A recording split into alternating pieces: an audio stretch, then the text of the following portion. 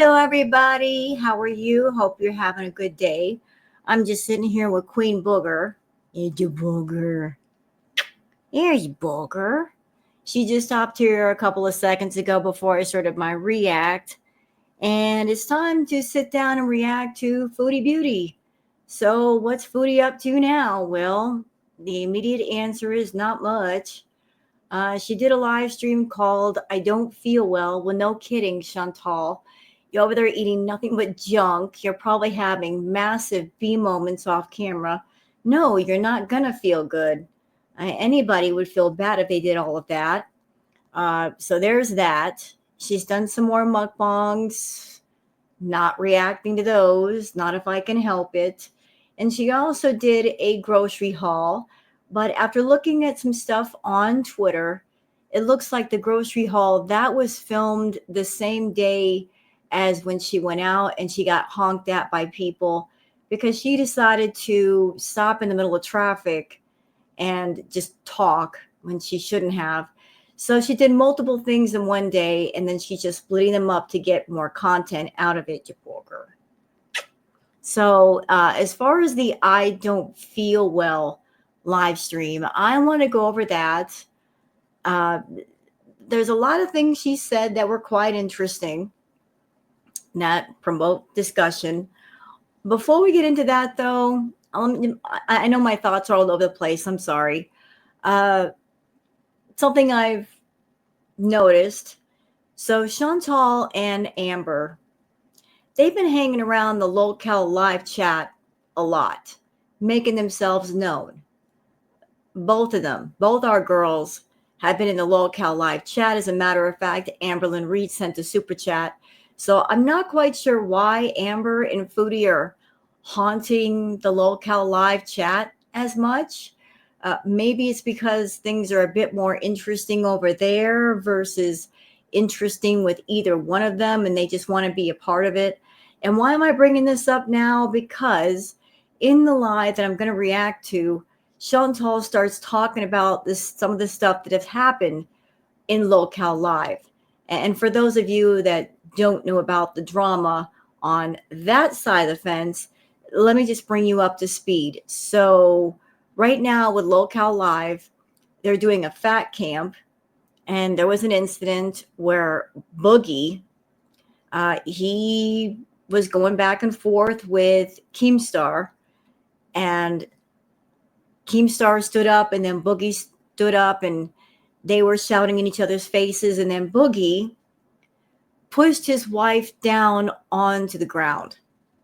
He swears up and down that she tripped, but I watched the footage. She did not trip on anything. He pushed her down. So there was some DV stuff going on there, and he's been fired because of that. So Chantal's going to talk about that in the live. There was also another incident revolving around Tina, and I believe she used the N-word, the bad N-word.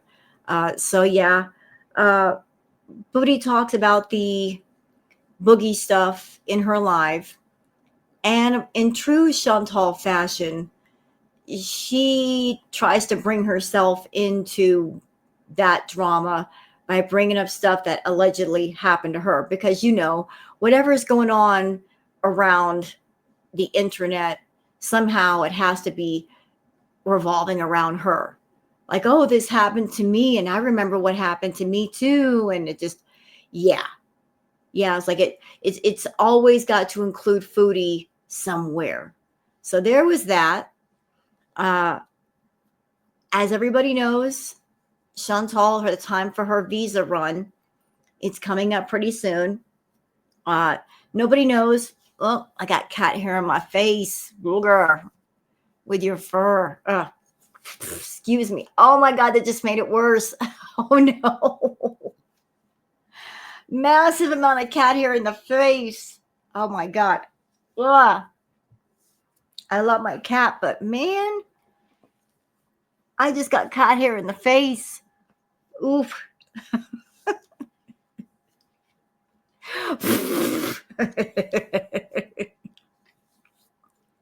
She got baby fine hair too, man. You can't just wipe it all off. Anyway, so what was I saying? Oh, yeah. So Chantal's visa run is coming up. Nobody knows if she's going straight home or if she's going to hop across the border. Even if she can hop across the border, Chantal, you're just delaying what you know you got to do. You can't stay in Kuwait much longer. You really can't. It's time to come home. I know you're fighting it. I know you don't want to go back to Canada. Maybe you're afraid of the tax man. Maybe it's because you don't have a place to go yet. Maybe you've been talking to Pete and he hasn't found a place for the two of you. I would imagine that he's not being able to find a place immediately. Booger, get down for a second. But you should have known that if the two of you were going to get a place with each other, that it was going to take a minute. Between your bankruptcies, I'm sure his credit is ruined because of you. You've got bad credit. Yeah, it's going to make it difficult to find a landlord that isn't going to be sweating when looking at you as a potential tenant. Landlords like to feel like the person in front of them is going to pay the rent. And if he's seeing all these things, he's not going to feel too good about renting to you or somebody close to you. So, yeah. So I've been all over Twitter this morning gathering up stuff. And before we get into the Twitter peeps, let me just make sure I am where I need to be. And I still got cat hair up my nose. I just got a big old clump of it. Thanks, Booger. Really appreciate the gift. All right, guys. It's time for the Twitter peeps.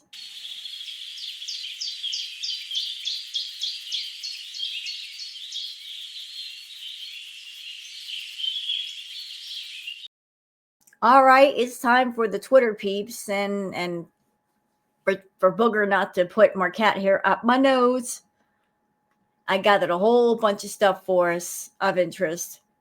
Because I know that there's lots of you that don't have Twitter. You don't want to be on Twitter, and that's fine.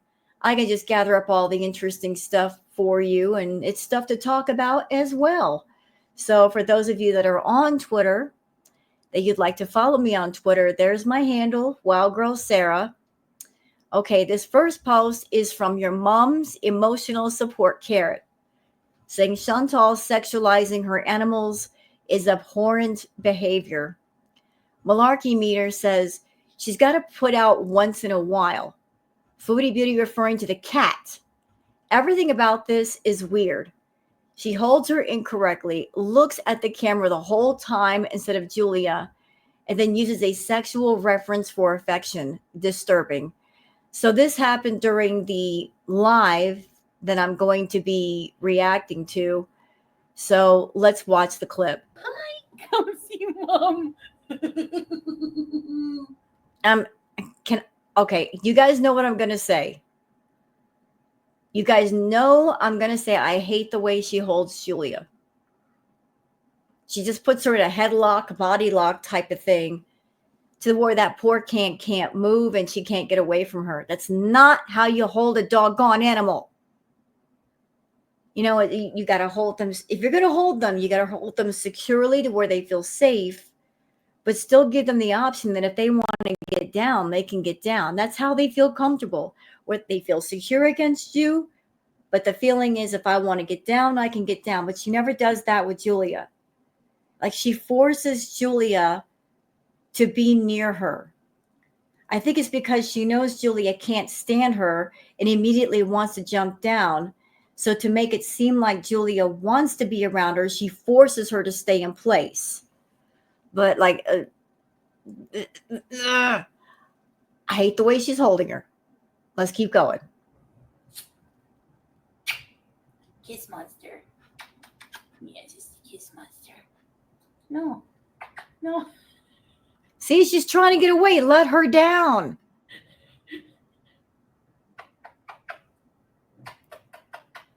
Okay. And she thinks it's funny. She thinks it's funny to do that to an animal. Like it's so cute to force an animal to deal with you that way. That's so gross. They're gonna be like, she's an abuser, she's struggling to get away. Listen, this cat doesn't pay rent. She doesn't pay for her food. Okay? Hi, baby. Hi, baby. She's got to put out once in a while. You are so incredibly disgusting, vile, gross for saying things like that. She's your pet. She's supposed to be your pet. When you take on a pet, I don't care if it's a grasshopper, you're taking in something that's alive, that is your pet. Therefore, you're also saying by taking in that pet, I will take care of you. I will give you love. I'll give you food, water, medical care. Make sure that that happens too. If you require any kind of grooming, I will also take care of that. I'll take care of all of your needs in exchange for your companionship. I'll do all of that for you. Since I want you near me, I'm going to sign on to be your guardian and your pet parent. But talking about your pet and saying, oh, you got to put out what? Who in the heck taught you to talk like that about pets? You nasty, nasty woman. Nasty. You know what, Chantal? Maybe I'm reaching here. Maybe I'm not. But I just got a feeling that that attitude that you have towards Julia, you have towards anything or anyone that comes near you. Like if you are paying the bills, if you're paying the rent, they have to quote unquote put out. Like if I'm paying for your life, you got to put out. Which further backs up the feeling that you don't do things out of generosity. There's no true generosity with you. You do something for somebody, you want something back. And the more you do for a person or people or animal, the more you expect in return. You feel like they owe you. Oh, I went far and beyond and I took care of you, or I did this for you. Therefore, you owe me. You turn your quote acts of generosity into leverage and weapons against somebody. But I can't believe you as a person would just say something so gross about your own doggone cat. You got to put out. That proves to me you really shouldn't be a pet owner. You know, I've met many people who owned animals. They never had that attitude. Like a pet was obligated to give them love and affection and cuddle up with them for a certain period of time. If you're doing it right, if you're the right kind of owner, your animal will be bonded to you and you won't have to force them to be near you. They'll want to do it on their own. But if you're forcing yourself on an animal, that proves that animal doesn't want to be around you and you shouldn't be around that animal. Like, I would like to say more, but if I say bad words, YouTube is going to have a word with me, so I won't. But just that whole put out reference, I got some bad words in my head about that right now. Sandy Quesadilla said, see, this tracks if Foodie was claiming that she tried each quicker turnaround once and was denied. Interesting. Okay, so here's this person's comment saying this is the new website for the e-visa. It seems to work fine. Yes, you can get an e-visa at the land border, just like the airport, depending on your nationality. After leaving the country and going into Saudi Arabia, you may need a Saudi visa also. Applying online in advance is always your best option as they're pretty slow at the border. That being said, Most of the time, they only allow you to get a new Kuwaiti e-visa and re-enter 48 hours after leaving the country. So maybe you'll need to stay somewhere in Saudi for 2 nights. Or you can try your luck, return the same day, and they might let you off. I've experienced both scenarios. Well, I don't know what Foodie's got in mind. I don't know what she's going to do. I mean, everybody's waiting to see. I guess we will see. But the feeling is she can't stay in Kuwait much longer. I think that trip that she made to the hospital, if y'all remember, when she got the cat bite / cat scratch, like she should have gone for rabies shots. I don't think she got any rabies shots. And maybe because she didn't get her rabies shots, that might have caused her to get flagged in the system. So, we'll see. Hectic Llama says this is a really good point. There's a 2-year waiting period for expats to get a driver's license if they have a civil ID. And you have to have a bachelor's degree and a minimum salary of 600 KD a month. Nicole says Chantal can only drive if she's a tourist. If she is not a tourist, she is driving illegally. There is no other option in Kuwait. Stop the lies, Foodie Beauty. Good to know.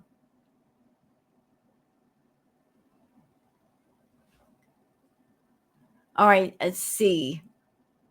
And there's some of the stills from the grocery haul video that Foodie just put out. Again, it looks like she filmed the grocery haul video on the same day as she did like the live where she got honked at.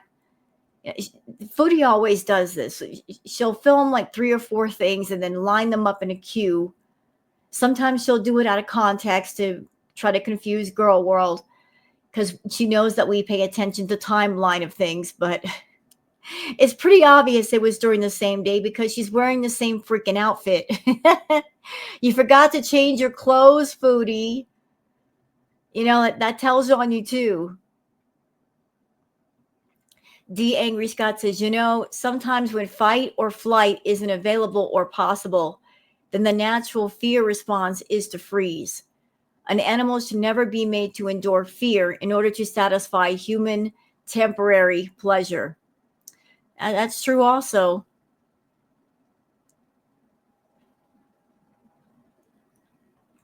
Sandy Quesadilla says, "Ope, see, this is half the issue here.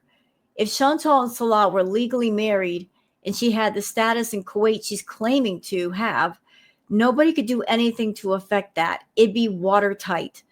None of this speculation would bother her. She Allah." Hectic Llama says, someone in her chat said, "There's nothing anyone can do to mess up your status if you tell us what the process was." And she said, actually there is, and then caught herself and didn't say more, which makes me think something sketchy is going on. Well, it's Chantal. Something sketchy is always going on. Now, you know what? I wanted to include this in with my Twitter peeps because this comment right here, this is not the first time I've seen a comment like this. That Foodie being Foodie, in a roundabout, indirect, reverse kind of way, that it inspires people to be healthy. This person says, watching you eat all that junk caused me to start working on me. I'm 5'5". I've lost 15 pounds and all my numbers are so good. Watching you solidified how I never want to live, look, or be like you. Thank you so much for all your gluttony. It has truly changed my life. Keep eating. Yet again, like over the years, I've seen different people leave comments like that. They just watch Foodie and they say, I don't want to live like that. I don't want to be that miserable. So thank you for posting that comment, Wilhelmina. But it's kind of weird that sometimes people like Amberlyn Reed, people like Foodie Beauty, people look at them and go, I don't want to turn into that. And then they decided to make positive changes in their life. Enigma 2025 says it matters because it proves you're not married. He's never going there or in her streams anymore, but I don't think she won't stop going back because she has nowhere to live but in Kuwait. Perfectly Imperfect says Foodie Beauty says she's allowed to lie to her audience about her visa status because it's not our business. Same goes with weight and anything else, I suppose. So don't believe anything she says from her own mouth. Let's watch the clip. Even if I do lie about my status, what does that matter? It's not your business. I'm allowed to, like, you know?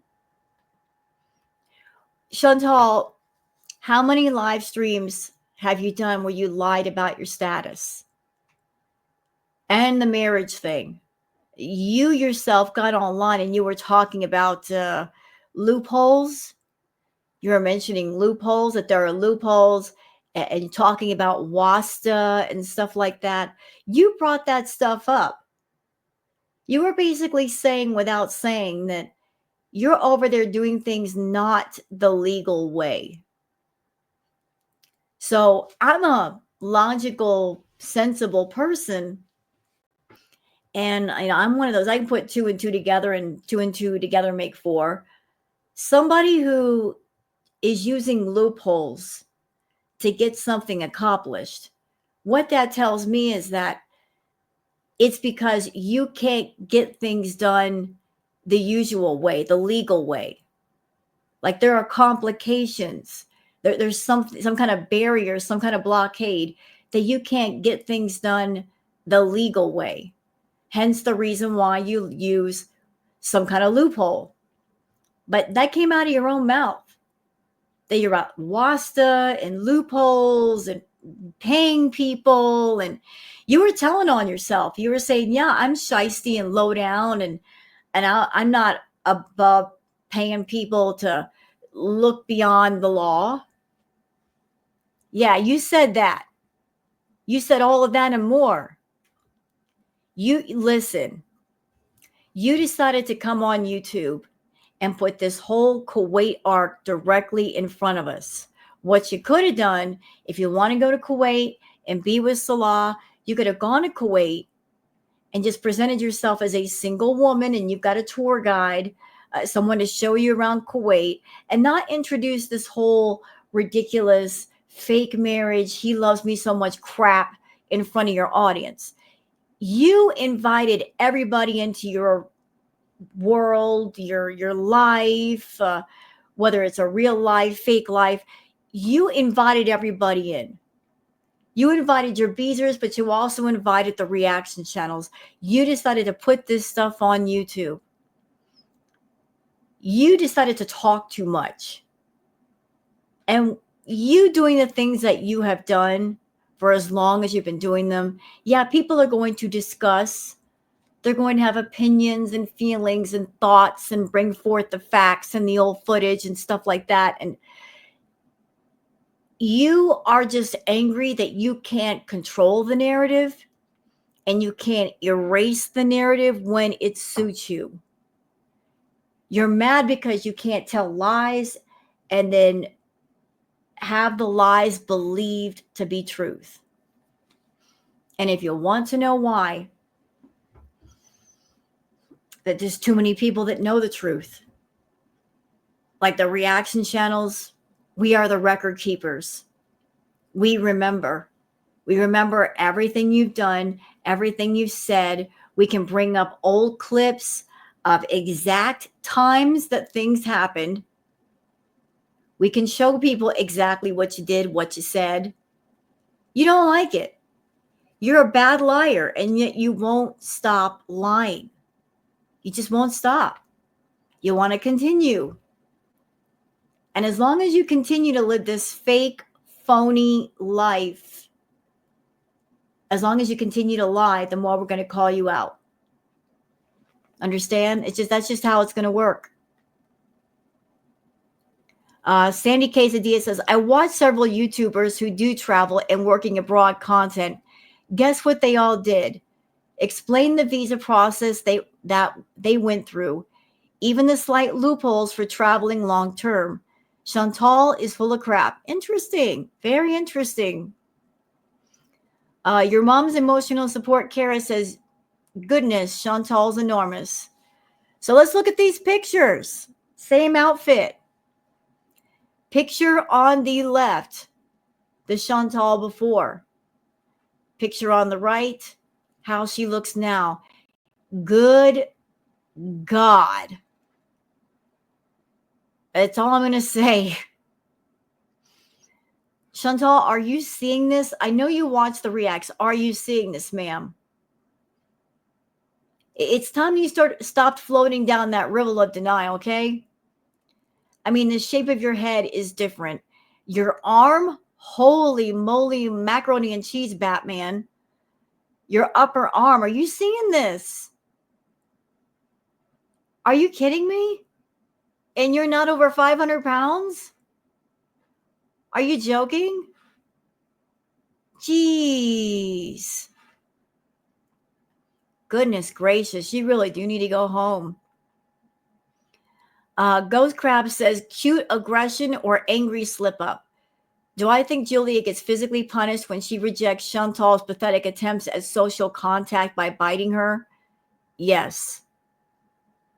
Let's watch the clip. Why does she like to bite Mom? I don't know why she likes to bite Mom. I'm going to take this chicken leg. Hey, baby.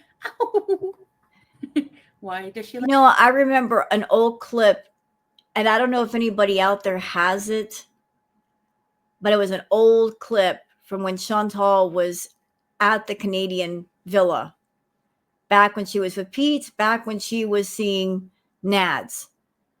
And she got mad at BBJ and twisted her paw. And you could see the shadow of BBJ limping away. So do I think that Chantal can sometimes be physically aggressive with her pets? Oh, yeah. Like to bite Mom. I don't know why she likes to bite Mom. I'm going to take this chicken leg.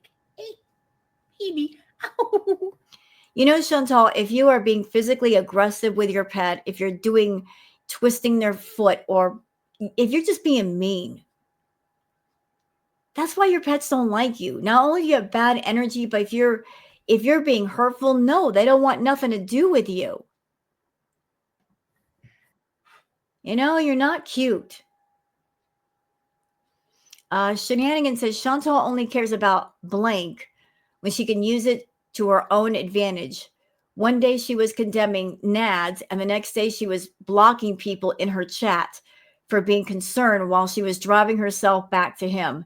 Years later, she's still siding with the bad guy. Florida Salt and Sass says, I'm tired of her bringing up DV and her supposed victimhood when she's constantly cooing over her froggy house Muppet of the handsomest man who fantasizes about grape, wants to spit and poo on women, and gets off on degradation and hurt towards them. Yeah, isn't that weird? I'm a victim. What happened to me was horrible. And yet she's around someone that his fantasies involve hurting women, spitting on women, doing all kinds of nasty things to women. Okay, Miss Victim, okay.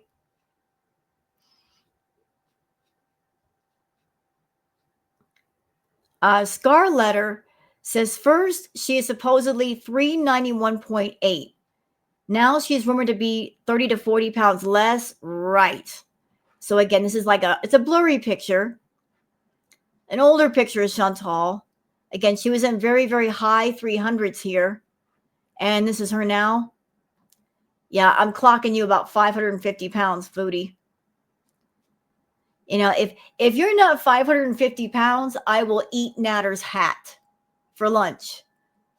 No salt and pepper required. I'll eat his doggone hat. That's how sure I am that you're well over 500. All right, so, all right. Oh, doggone it. So Chantal did a mukbang. And look at her. This is why I'm not reacting to that crap. Look, she's just sitting there eating fajitas. She's dragging her sleeve all through the sour cream. Like, what are we talking about here? She's just being gluttonous. I don't want to deal with it. Goodbye. Nature is amazing, says grace, elegance, and flippy flaps. So You guys ever see a swan land in water? Look at this. Elegant, perfect landing. Well done, swan.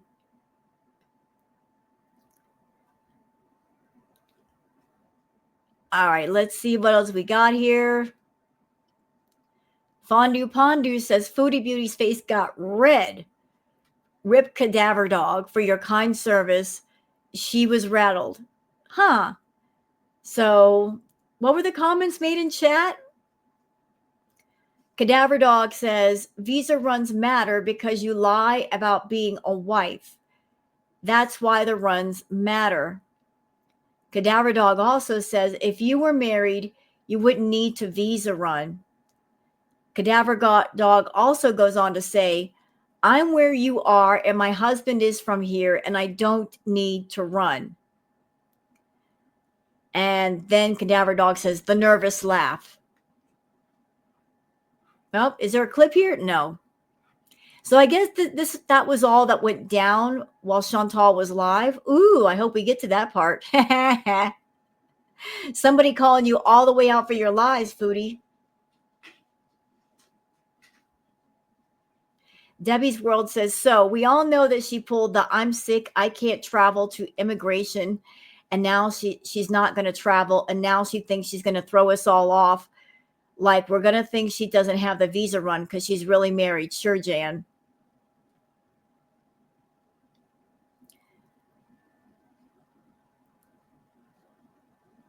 All right.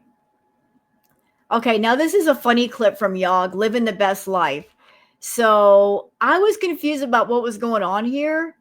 Then I had to look really close. It's just a puppers with a jar of peanut butter, lazing out in the sun, living its best life. I don't know if it's healthy to give a dog an entire jar of peanut butter. I know they like the taste of peanut butter, but I don't know if it'd be good for their tummy like that much. But the dog is enjoying it.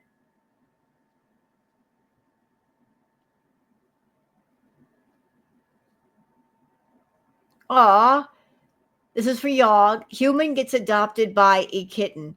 Watch this. This is how fast the cat distribution system works. Look, you've literally been chosen. The cat is crawling into your purse. There's nothing you can do. The message is clear. You're getting the memo. Just take it home. That's it. That's it. Just take the cat home.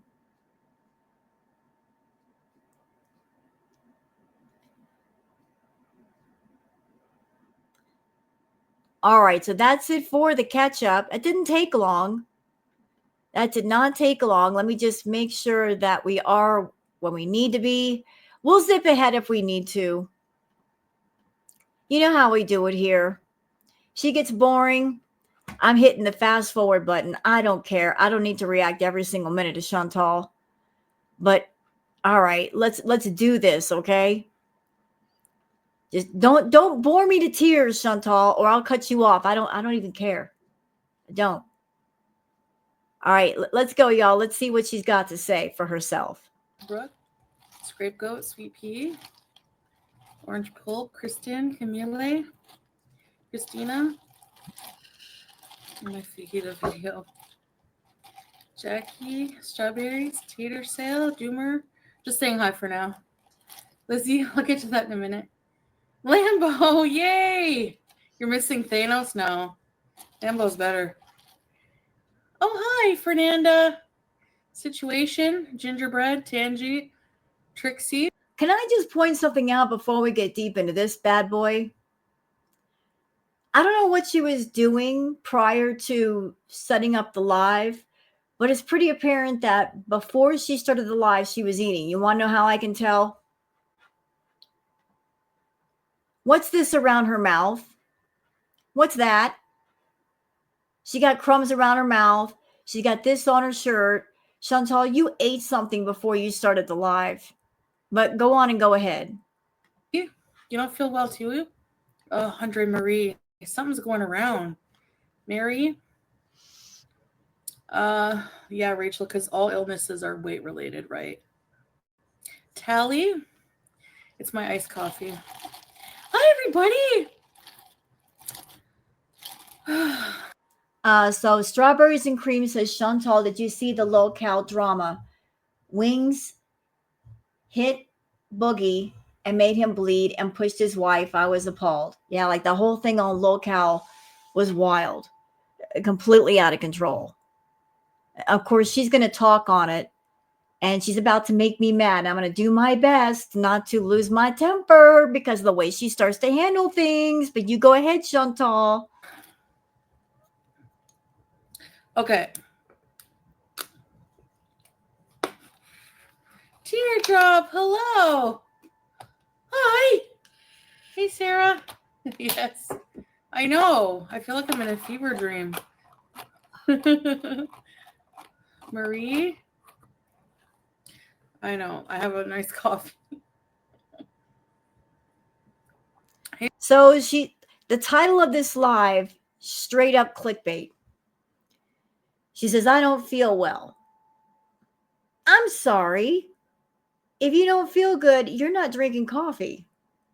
You don't want to drink coffee. If you're really, really sick, that's the last thing you want. Like if your tummy's upset, you don't want the acid of coffee in your stomach. That's just going to make you feel worse. So, miss, I don't feel well over the drinking sugary coffee, as if that's some kind of cure-all. Come on now. Hey, Zach. Oh. I know this is not going to help me feel better, but spiritually, yes, because I've been craving a freaking coffee. You know why she's laughing? Because she knows that by putting the title, I don't feel well, the concerned beaters are going to immediately flock to her live.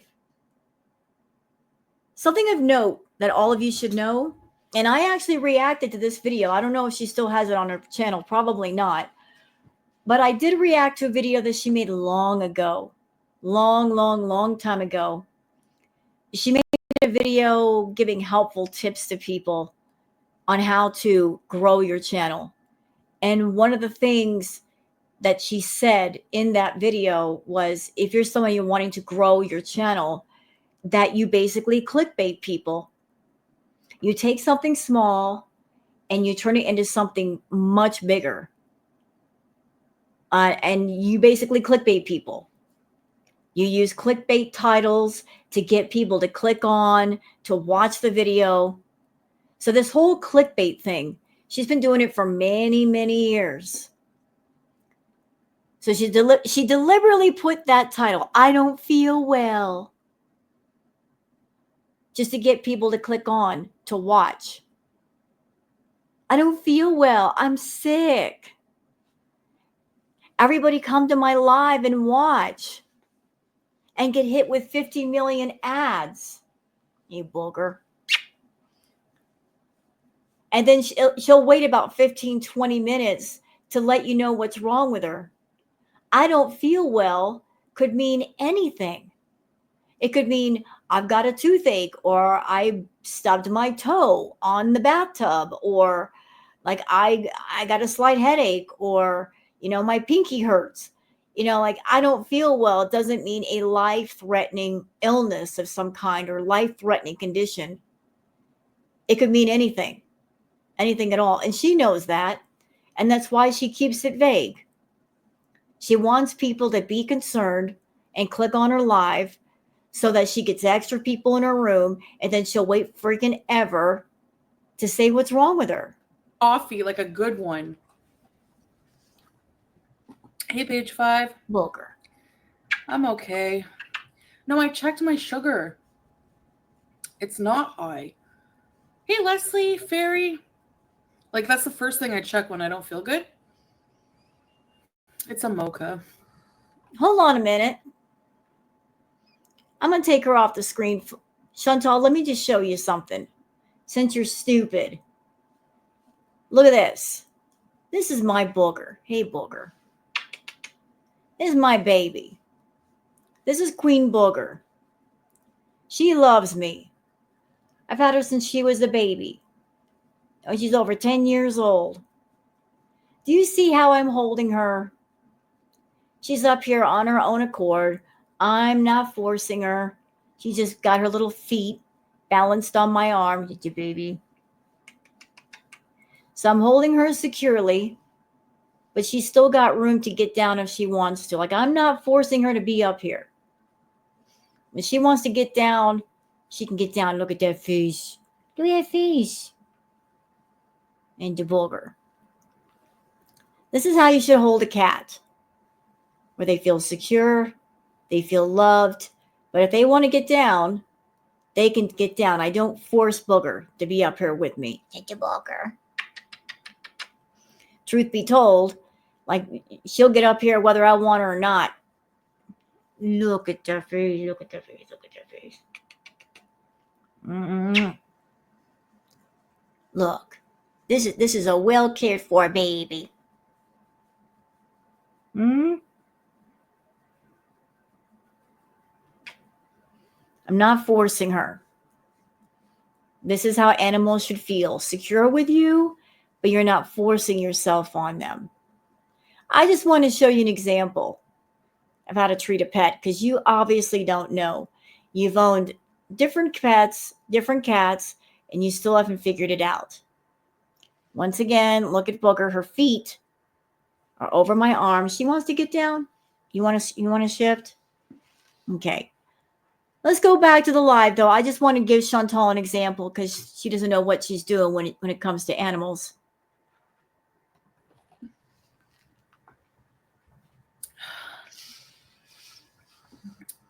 Kimmy.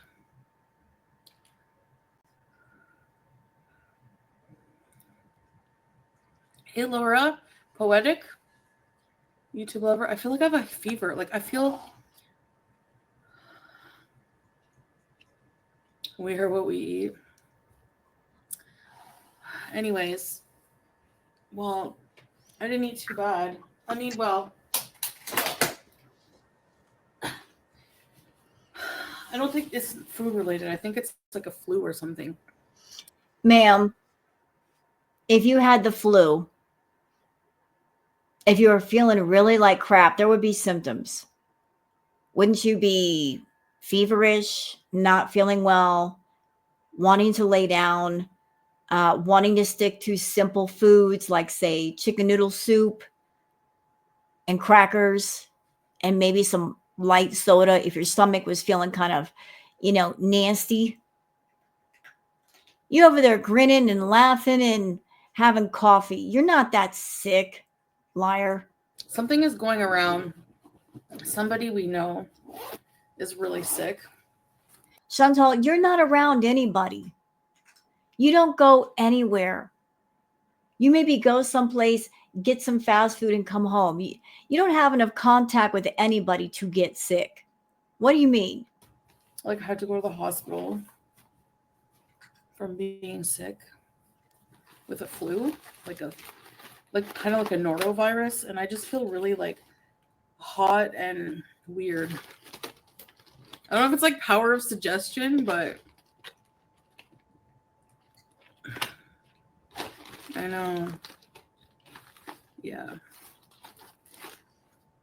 Oh, I found tape.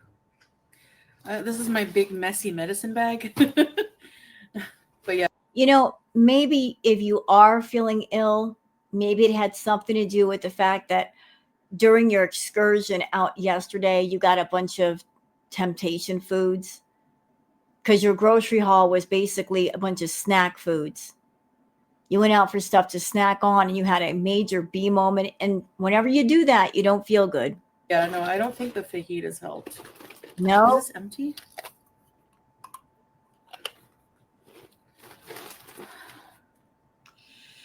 I have a thermometer. Remember we got like a 50 pack of these for some reason and thank you, Sid. No, it's not that kind of flu. Hey, Vanessa. Sick bees, yeah. I'm matching. Hey, Rat with Fupa. If you see a bunch of clothes behind me, like, I'm totally, like, I had this, like, okay. You guys know I've been wearing the same things over and over, right? When's the last time you saw this shirt? I finally did a lot of laundry, like all of it. Let's take my temperature.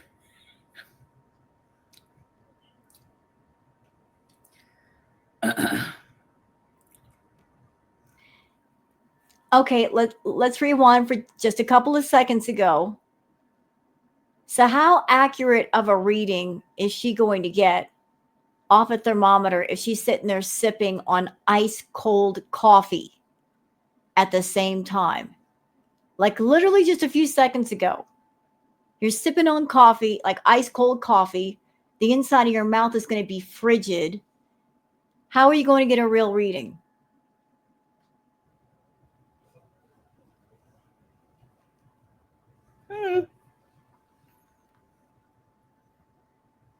And you know what, Chantal? I can tell you're not sick. You are sick. You're very sick. You've got serious health problems. And that's why you should be going home to Canada to get it all treated. But as far as you being surface sick, you're not feeling that bad. You're smirking. You're giggling like, oh, you're probably smirking and doing the duper's delight thing because you wanted people to come into your live. So you decided, I'm going to trick people into watching me. I'm going to use worry and concern to get the views. There's nothing really wrong with me, surface level. I'm just going to say that I'm not well to get a little bit of extra AdSense money.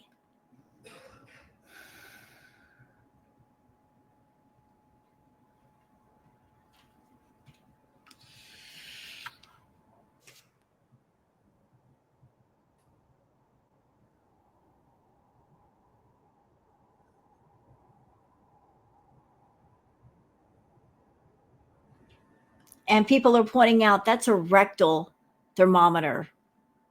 That's okay. It still tracks. It still works for Chantal considering she's a big butthole. Okay. And sewage, as much sewage comes out as sewage goes in. So, you know, I think it's appropriate that she's using a rectal thermometer to track her temperature. It's all right.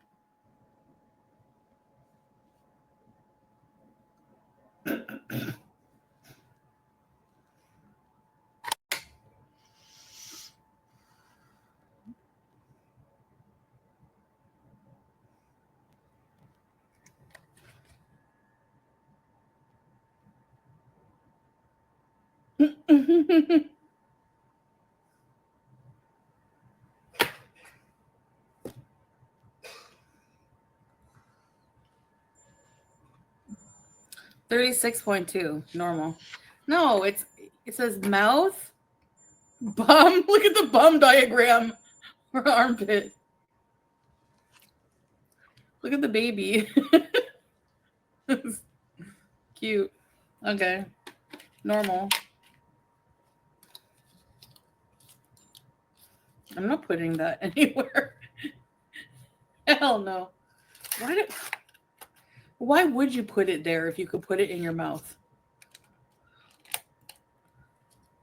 No, it's for the mouth and butt. Body site. Shannon says, you're actively unaliving yourself. Did you expect to feel good? Hopefully this visa run doesn't do you in.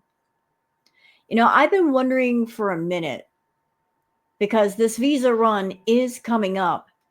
I've been wondering for a minute with the way she's been going ham with the food, if Chantal, if she's actively trying to induce something to where she lands in the hospital, some kind of emergency or incident to keep Kuwait from kicking her out.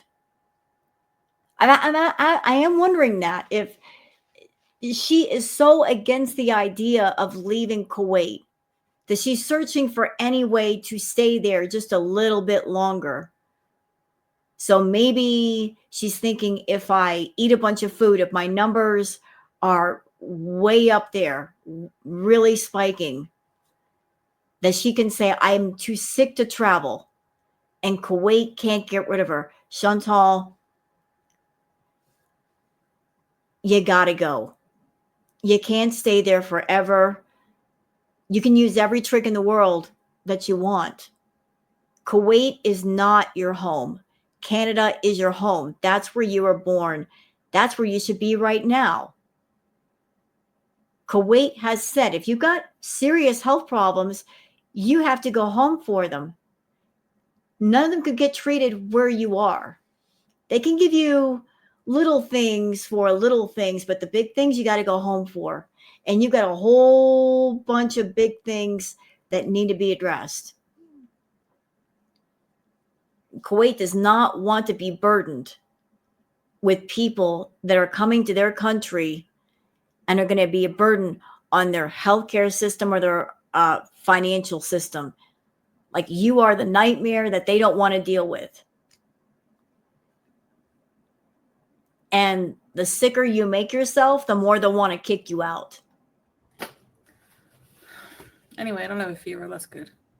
That was very... Oh, hi, Hidden Sapphire, by the way.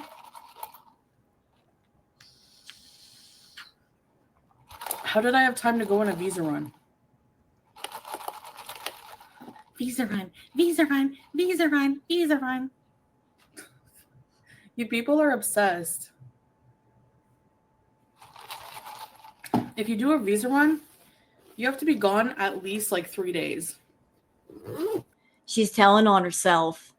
I love that about her. Never change, Chantal. She just told on herself. I love that. I absolutely love that.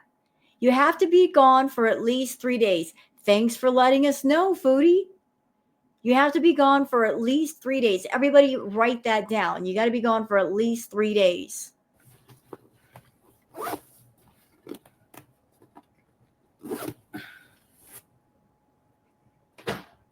She's telling us part of the process. You got to be gone for at least 3 days.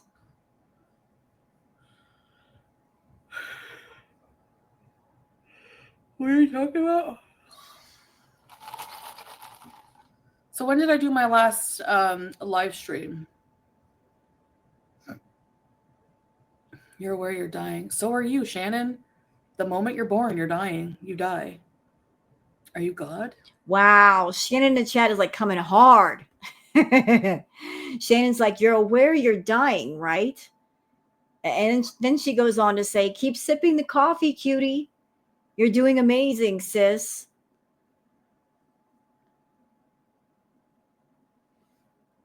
You know, the one thing that Foodie is the most allergic to is truth. Truth is her kryptonite. She's got a severe allergy to truth and reality. And anybody that tries to poke through her fantasy bubble with the truth, oh, she hates it. Absolutely hates it. No. A disposable cover? Yeah, you probably have to buy those separately. Sit and spin. So when was the last time I went live? So it's literally in... I know, their favorite words. Visa run. Visa, like zombies. Visa. She's probably getting ready for her visa run. Like, who cares anyways? Like, 1 day ago? Oh. You know what? Can I just put this out there for y'all? Something that I've noticed over the years with Chantal. Chantal, she's a backwards kind of person. You know, if you're looking for the truth in Chantal, if you're looking for the absolute truth, you have to work backwards with Foodie. Because she works backwards. And it works like this. The more that she puts on a show and a facade of not being bothered by something, the more it actually bothers her. You got to pay attention to her responses and the way she responds to something. Like this whole thing with the visa run. She's acting like, oh, it's no big deal. You guys are obsessed. But look beneath the surface. She's bothered. She's bothered. If she wasn't bothered, then she wouldn't work so hard to seem unbothered. You know, whatever she says, just reverse it and you probably have the truth. Another example, if she says, oh, I only ate a little bit, well, she actually ate a lot. If she says, I only ate 2 sandwiches, she probably ate 4. She will always try to minimize things to where it doesn't seem so bad, to where she doesn't feel bad or she doesn't look bad. So just keep that in mind with Foodie. Like this is a woman who works absolutely backwards. And if you work things reversed, that's where you'll find the truth. So therefore,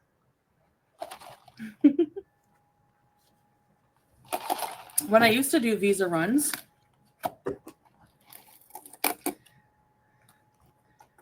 you have to go. Like I tried going for like a day one time, not even. And they're like, you have to go longer than that. So you have to go a long time. You have to go long enough. They can't be, you know, hey, kamikaze. No, baked, you're not. Visa zombies.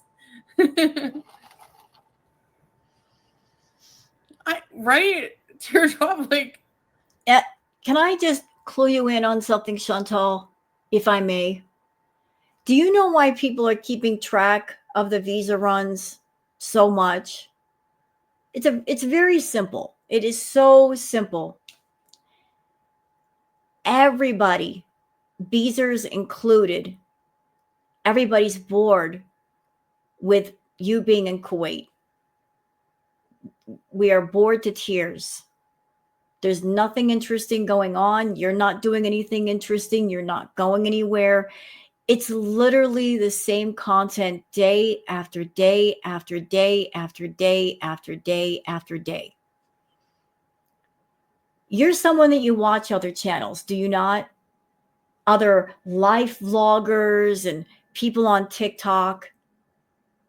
I'm sure you've taken notice that the channels that are popular, it's because their content is always different. Those people, they're going places, they're doing things. It's not the same type of video over and over and over and over again. You know, you're killing your own channel with monotony. It's just literally Groundhog Day. Same fast food, wearing the same outfits for days, the same monologue, the same everything. You know, people are hungry for the new, the interesting, the unusual, the creative, the innovative. They want to see something that keeps their interest, that gives them a reason to keep watching that person and that content.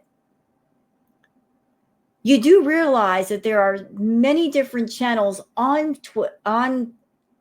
TikTok and on YouTube. So many interesting people, so many interesting things. If you're boring and you want to stay boring, that's okay. But understand that the boring, more than likely, after a while, those people, even the diehards that are on your channel right now, they're going to get so bored. They're like, I can't anymore with this one. I want to get on the internet and find someone interesting to watch. I want to find enjoyable content. And they'll unsub from you and sub up to somebody else. They might give super chats to somebody else. Or they might be on your channel and say, I'm tired of the same negative crap. This person gets online, they make themselves sick. They're always talking about being sick. They clickbait us. They scam us for money. I don't need none of that in my life. I'm just going to walk away from this and give myself some room to breathe. It's crazy that you're a YouTube content creator. This is how you make money, right? This is one of the ways that you make money. You make money in other ways off YouTube, but this is the introductory part to what you do. You're introducing yourself. People joining up on your channel or looking at you to see who you are and what you do. And you're not giving people the incentive to stay or spend money, to spend money on a membership anymore. I watch your chat, Chantal. Nobody really buys memberships anymore. They'll hang out and they'll wait for some nice person to buy and gift memberships, but they won't buy them themselves. That's a really bad sign. When people are not being motivated to buy those memberships from you, they're just hanging out and waiting and lurking and essentially fishing for a free membership. The message is clear. I'll take the free membership, but I'm not spending my money on it because I don't think the content creator nor the content are worth paying for. You know, if that's not a sign to improve, I don't know what is. We're all actively dying. Yes, I hate to break it to you.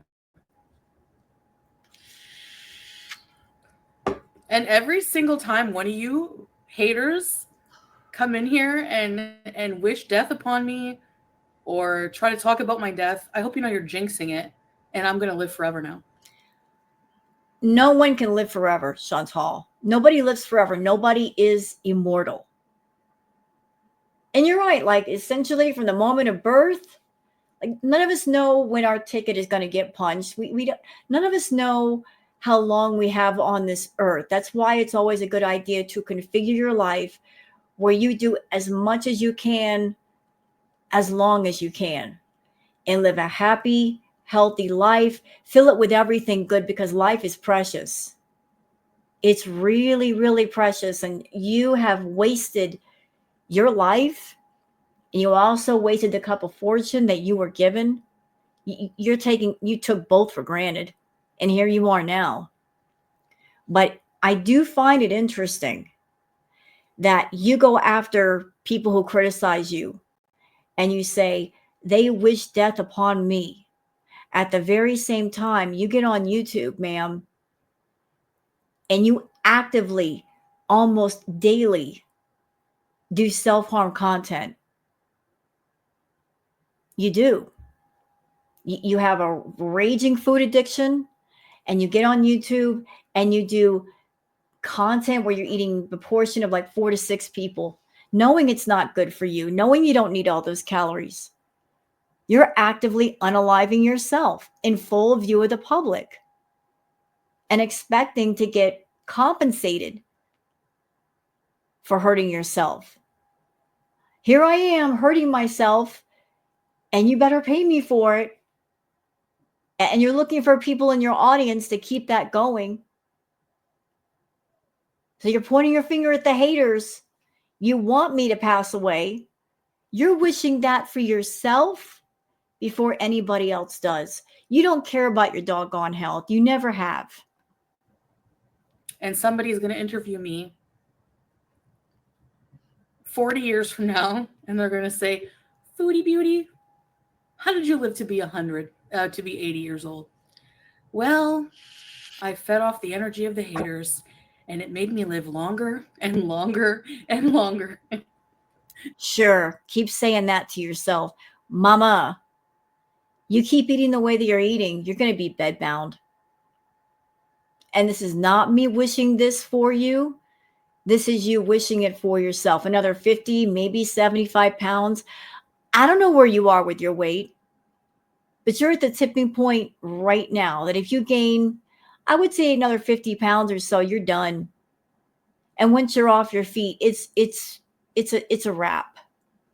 It is an absolute wrap. Like, things are just going to get worse. You barely move as is, but if you become bedbound, it's just going to get worse. That, and I eat a jar of pickles every other day. And speaking of wishing death upon oneself, can I just bring this up too?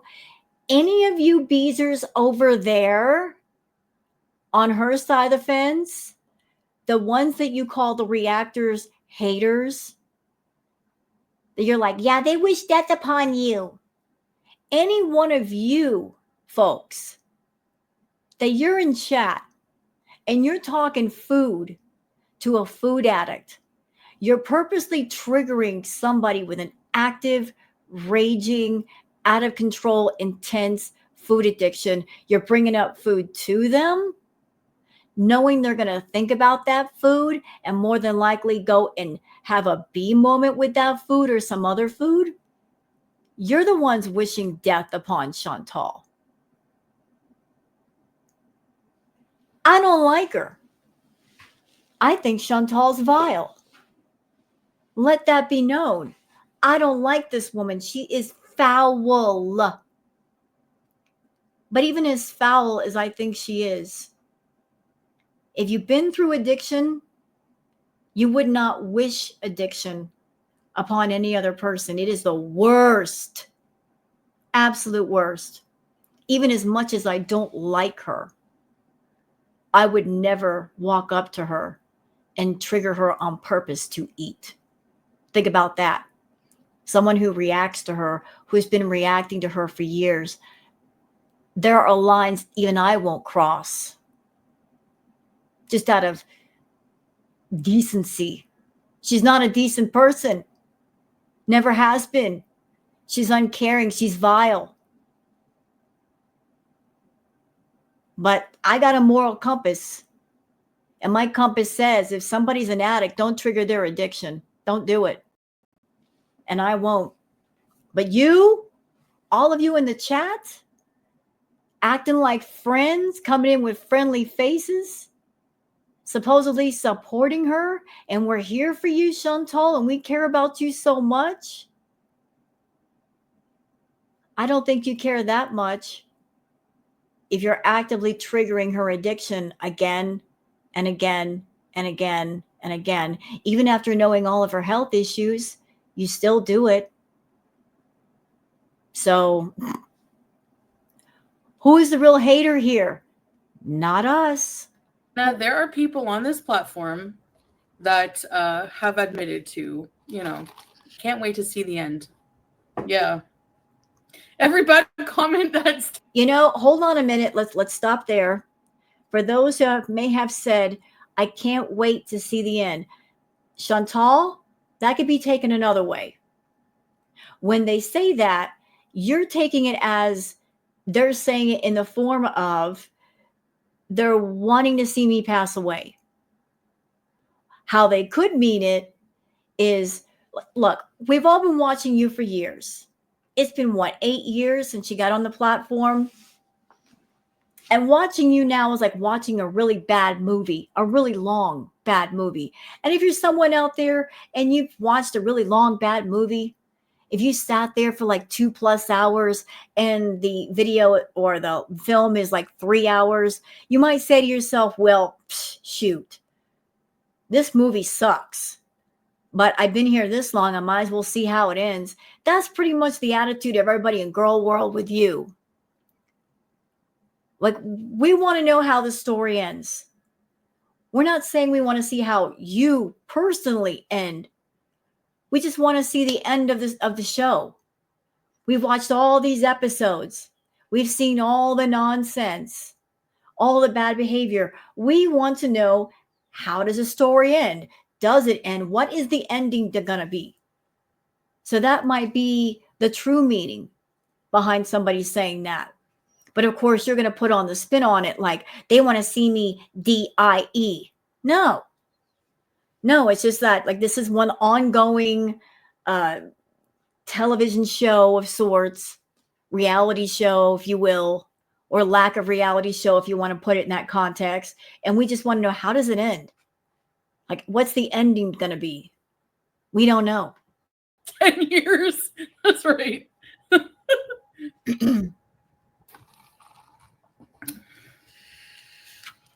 The TikTok POVs. What are those? Oh, you guys were talking about what? Okay, what did you ask me about? I don't know. Oh, somebody in the chat is saying, Chantal, where's your wedding ring? Yeah, where is it? Where's your wedding ring? Why is it that as a married woman, that wedding ring comes off your finger a lot? About the Lolcow Live thing? I don't know, man. Yeah, I saw that. I guess he's fired, though. I guess Wings is fired. That's okay, Valerie. We just have to realize there's just awful people in the world. There's nothing we can do about it, So. You would think that Chantal, being a supposed victim of DV, would have more to say on that subject. But if she saw the footage of Boogie forcefully pushing down his wife to the ground, she would have more to say about it. But her attitude is, that's a shame. Yeah. Thanks, Hidden Sapphire. No,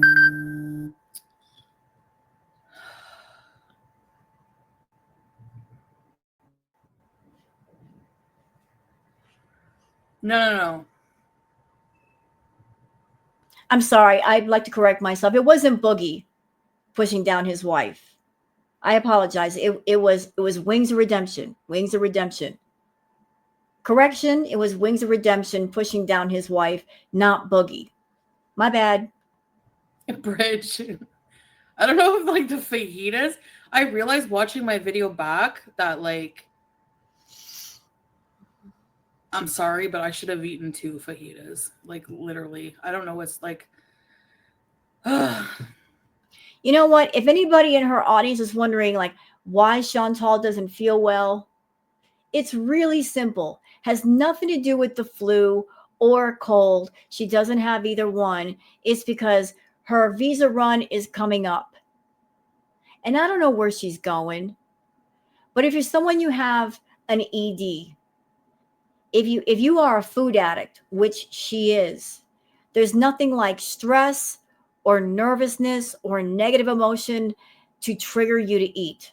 And she's been having a lot, and I mean a lot of B moments, some of them on camera, some of them off camera.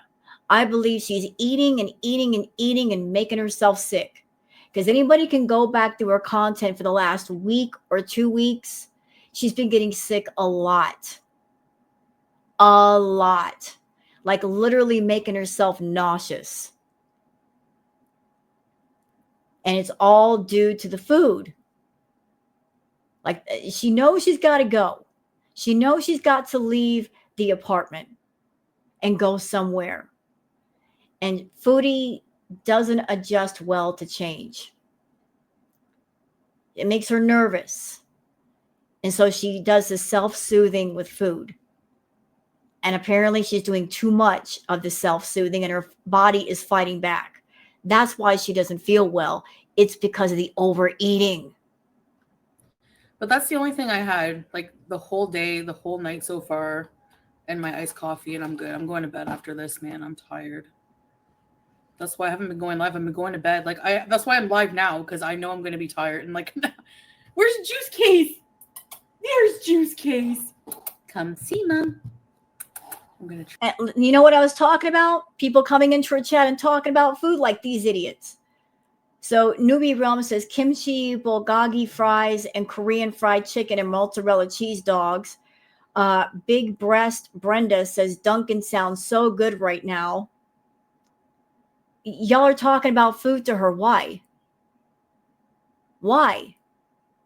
You're suggesting all these different foods to her, knowing she's going to think about food. So either A, you beezers are idiots, and you're just not putting two and two together, that if you talk about food, it's going to trigger her to eat. Or B, you guys are not beezers and you're trolls and you want a medical event to happen. I don't know which applies here. Trigger. So, yeah, no, that wasn't a push. That wasn't a push. No, strawberries. You know he always opts for Arabic food. He's good. He's good. Can you hear him playing his game right now? No, not really. And somebody pointed out that the door was open. So if he was playing a video game, unless he's got headphones on, you're going to hear the video game. The room. Yeah, I'm run down. I don't know. I'm just like, ugh. Come here, Juice Case. I like kettle chips or regular. I used to hate kettle chips because they hurt my mouth. Yeah. Thanks, Nicole. Steak fajitas. I think that's enough. You know what I think it is? It's all the like heavy like sour cream and cheese, and I think if I just like, I don't know. Hey, Max in Space. Yeah, maybe I don't know. Maybe I'm catching something. Stop it. I'm looking at you right now. I don't see watery eyes. I didn't hear you coughing. I don't hear you sneezing. Obviously, you had enough energy to run your mouth for almost 2 hours. You're fine. You're absolutely fine. And if you're not fine, you should be in bed. You shouldn't be live. I'm feeling like I am, maybe. I don't know. Anyways, I was dreaming of a coffee for like days. Oh, geez. Yeah, dairy, like, you know how much I love dairy, but I don't know if it's no gallbladder or what, but it just never, like, I got low fat milk in this because it might be higher in sugar, but like heavy fat dairy always like upsets my stomach the most. Thanks, Max. Hey, Max. What? Girl, you eat cheese all the time. What do you mean?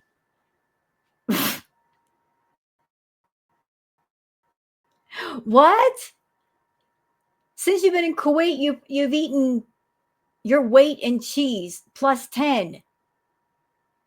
Yes, you have no gallbladder. That's true. But you're talking about low fat milk in a coffee. At the same time, when you go to the grocery store, you'll get 15 pounds of cheese every trip. Mike Misguided. Yeah, no, there's no way that was I like. Okay, I don't know what to make. Hey, Tammy. Hey, SP.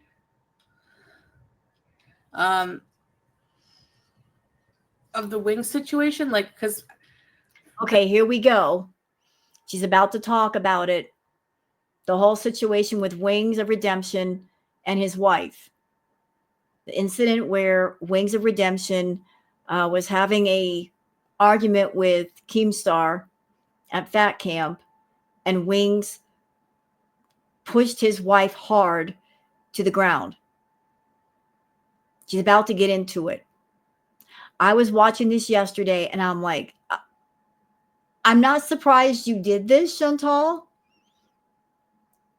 But just because I was not surprised doesn't mean it didn't tick me off, because it did.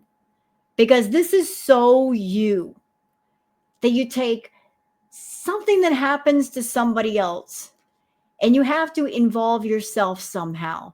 You have to include yourself. It's like you feel like something bad that happened to somebody, you feel like it's almost like a competition of sorts. Like, oh, you had this bad thing happen to you. Well, something worse happened to me. And let me tell you all about it. Let me bring it up. I have to involve myself. I have to attach myself to a situation that is not mine. Because, what about me? It's always about her. She's about to, stitch something from her past to something of the present and make a little patchwork quilt out of it that makes no sense. the thing is, like, you can clearly see him on video shoving her, Yep. Like Wings tried to say that she fell. I watched the clip. No, sir. She did not fall. You pushed her. I saw the footage. You pushed your wife down to the ground. You were angry at Keemstar. You lost your temper and you pushed your wife down when you shouldn't have. And hence the reason why he got fired. He got fired. And then her response to that triggered. If you've been a victim of DV, Chantal, that's 2 middle fingers up, bitch. 2 middle fingers up. If you've ever been a victim of DV, but you haven't been, you never were. You never were. You never were. This is you trying to include yourself with that situation and make it seem like it's relevant to you when it's not relevant to you. Nothing ever happened with you and Natter like that. The two of you may have gotten into arguments, no question about it. You may have gotten mad at each other, no question about it. But arguments, and you not getting your way and somebody telling you no does not mean DV. You can have a verbal back and forth with somebody. Doesn't mean they DV'd you. And you even said yourself about what he allegedly did to you. You said, I exaggerated the claims. You also said about going to the cops, you said, I didn't lie for revenge, but case closed. You're a liar. You're a liar. You're not a victim of anything. You're a liar. You want to know what I think about you trying to be a victim of everything? I think that you spend a lot of energy trying to paint yourself the victim. Because as long as people in your audience believe that you're a victim of something, they won't see the other side of the picture, the real picture. They won't see the true reflection in the mirror, that you're a predator. You prey on people. You are a predator, an aggressive predator. You're a weak person that you go after weaker people to control, to manipulate, to lie to. You're covering up all the evil and the ugly about yourself. You're a wolf in sheep's clothing. But as long as people see you as a sheep, it won't even dawn on them that they could be wrong, that they're seeing things all wrong, that the reflection that they're seeing is not the right one. It's a distortion. It's an illusion. But you go ahead and try to tell us about your victimhood. Go ahead. You know that response where she was like, I tripped. Like just kind of like trying to make excuses that you hear a lot. You know what I mean? And then there was another video of him where he like, she was driving and he was like, he slapped her arm and grabbed it really hard. Hey, Mike. And you are describing all of this with a smile on your face. If you were a real victim, why wouldn't you have this look on your face like watching all of that was disturbing? It was really disturbing for me. Like, look, she's smiling. Does this strike anybody as odd? This supposed victim of DV is describing what happened to Wings' wife, smirking? Fuck out of here. Greek food enjoy. Yeah, even just thinking of food actually makes me feel like I'm not. Yeah, teardrop. The whole show is like, and then like Becky was there, and they made like she shaved her head to try to win her way back into the show, and they were like Foodie Beauty 2.0.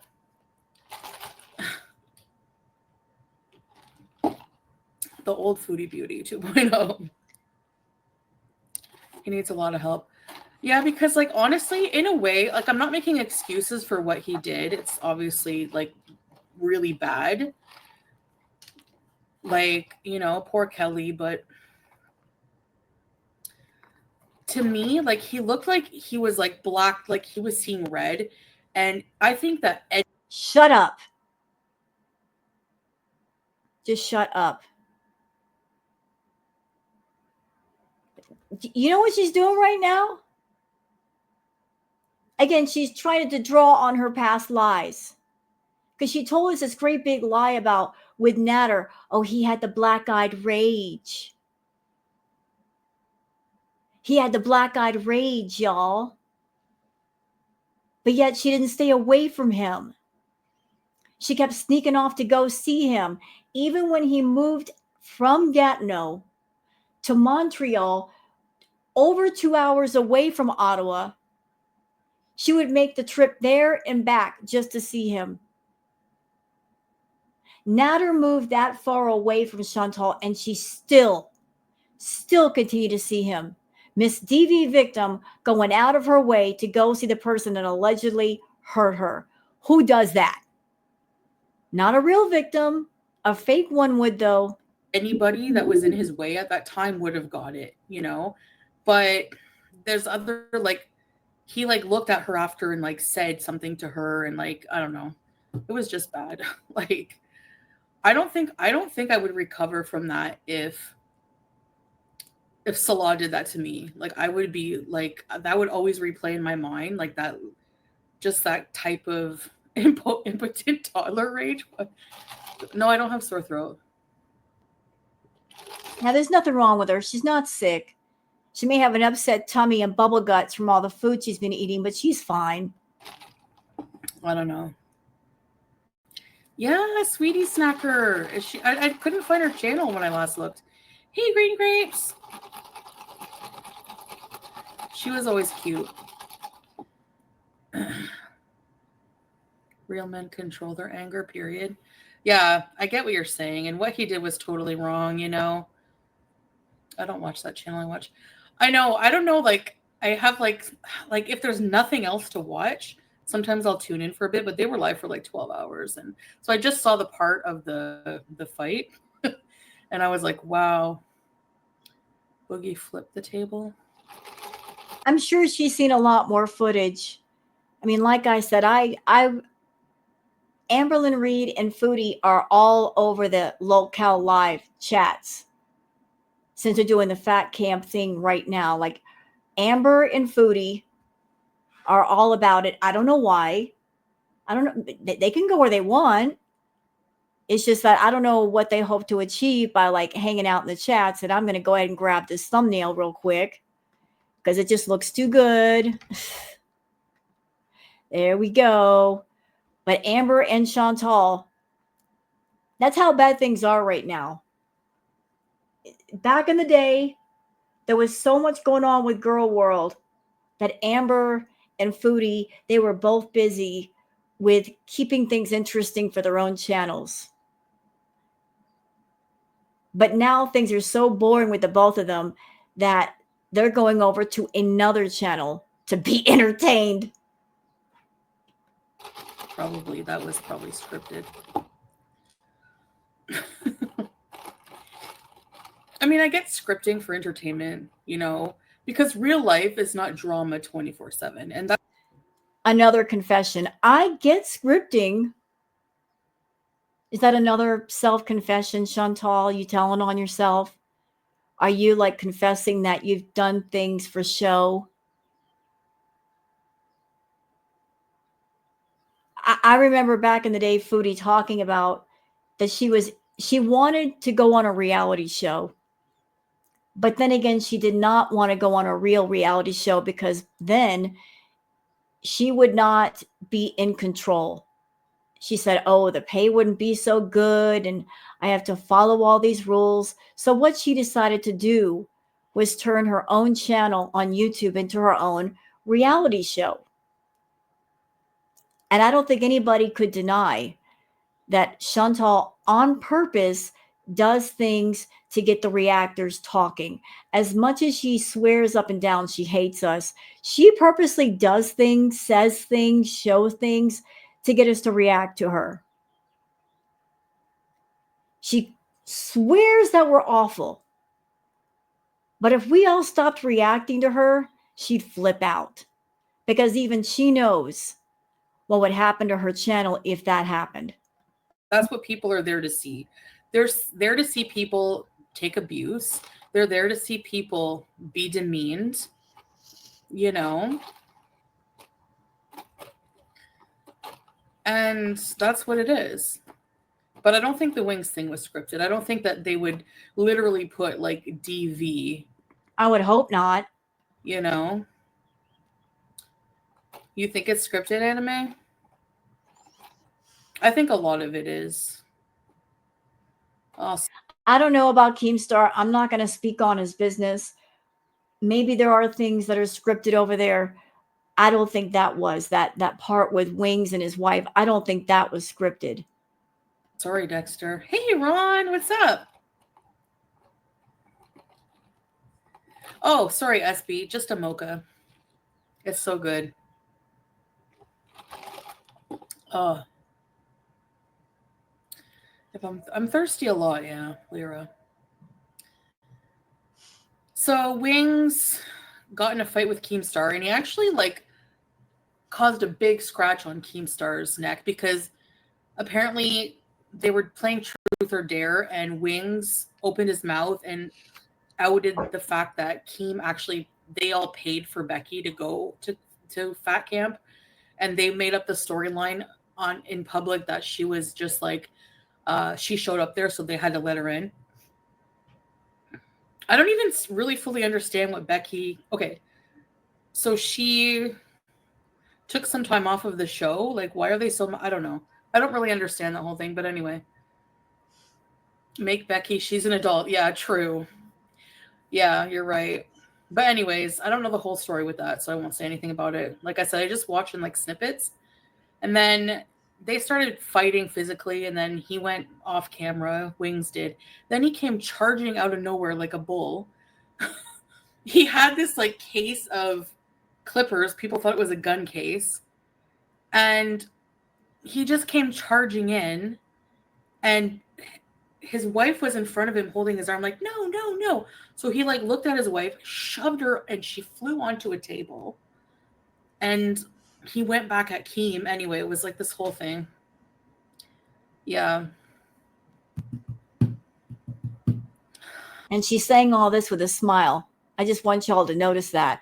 She's telling this story about a man shoving down a woman forcefully, and she's smirking during all this. I don't know. No, we don't have a past. Apparently, which I just found out like a couple months ago. I didn't know this, but am I surprised? No. She was having some kind of like intimate cyber relation with the swordfish. Yeah. So I don't know. That's the only history. It's like Jerry Springer, yeah.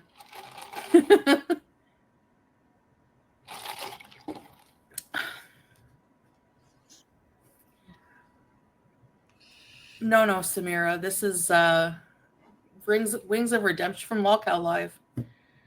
They like your leftovers.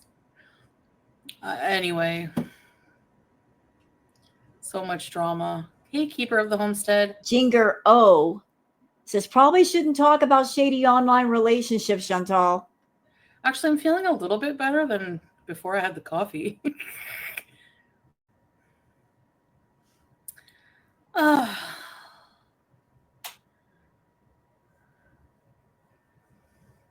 That's what they say, Eleventi. Yeah, they say that, you know, there's a lot of emotional abuse going on. I don't know. I don't watch his channel. I don't know. I was like surprised, but I don't know. He never struck me as that kind of person. And then, but I mean, like, how can I say that? You never know what goes on behind closed doors. I don't know.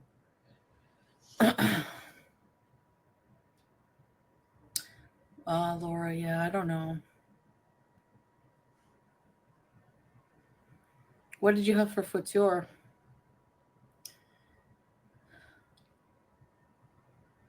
How do they have so many viewers? Lowest common denomination. Yeah. That's another reason I feel that Amber and Foodie are over watching Locale Live. Because they see how many super chats that come through for Keemstar and his crew. I mean, they're just, you know, like they just keep coming and coming and coming. People just throw money down on that channel like nobody's business. And that used to be the case for Chantal. She used to make big money during Crackhead Olympics, like stupid money. But that's when things were wild. They're not wild anymore. I mean, Chantal, I react to you. I don't see the super chats coming in like crazy. People like. Hey, worst of the internet.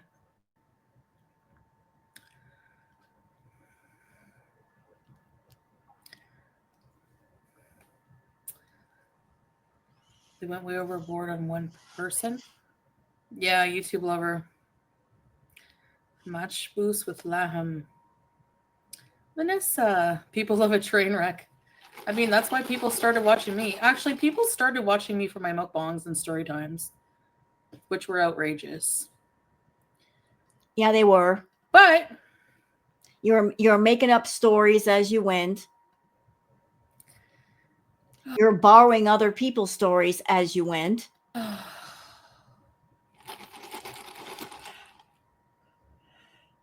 Oh man.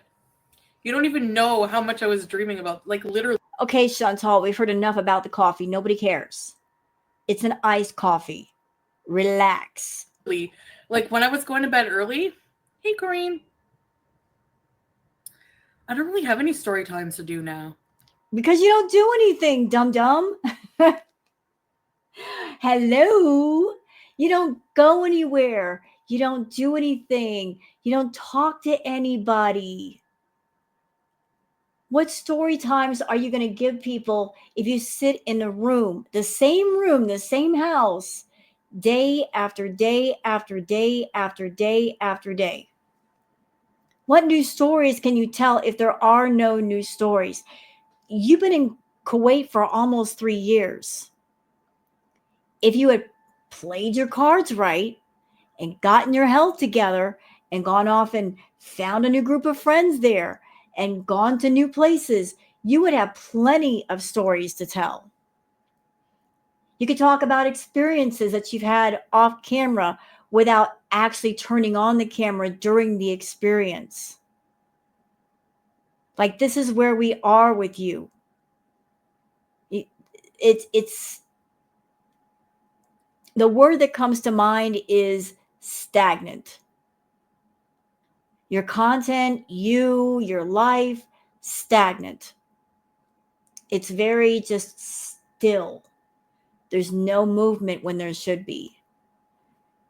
That's why you barely get 300, 400 viewers in your room at a time.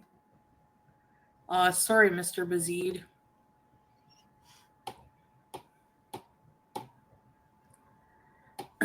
Balanced diet. That's what I kind of aim for, Tilly, but you fail. They were cozy and fun. It's a hijab, Dexter. It's an Islamic head covering. I'm sorry. This comment, Jinger O says, make something up like your other ones. Yeah, you're fake. Your stories are fake. Your whole life is fake. Make something up. Be creative. Make some stories up.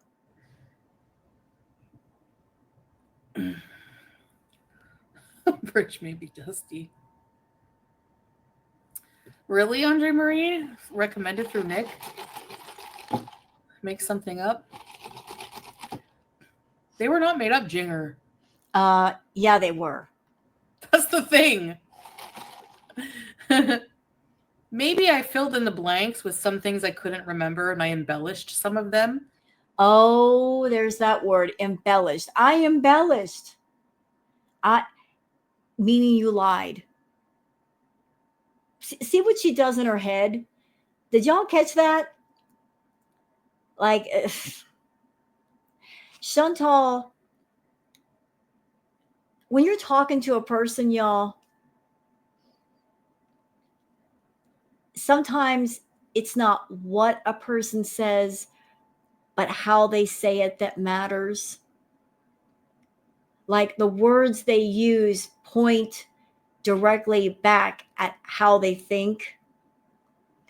In Chantal's case, she's always dumbing things down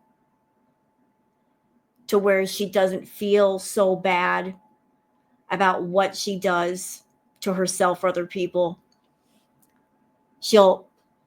If she's doing something bad, she'll make up some made up cute word that she can put to her audience to make it seem like it's not so bad. Like the bee moments, that's bad. So to get away from thinking that they're bad, she picked another word, bees. Oh, we're beesing. I'm just going to bees. We all know what beesing is. It doesn't matter what word you give it, Chantal. It's still stuff you shouldn't do. It's bad for you.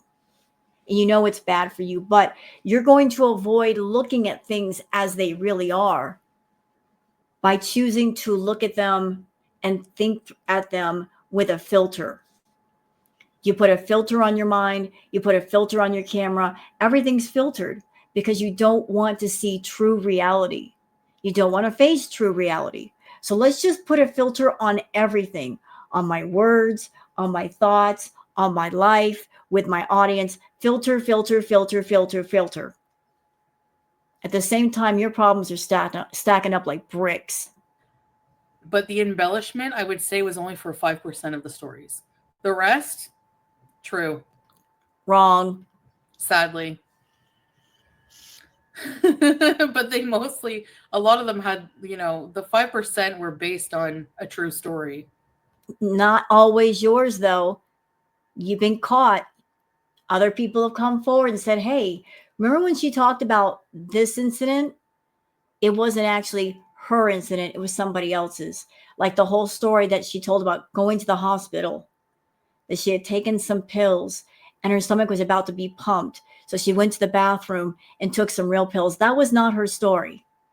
That was somebody else's story that she chose to make her story for story time. Thank you, Corinne. Do I miss pizza? Yeah. I miss the pizza and garlic dip. Ew, just thinking about that right now, though. I hope I don't ever get norovirus again. I had that when I was in Canada. Oh my gosh.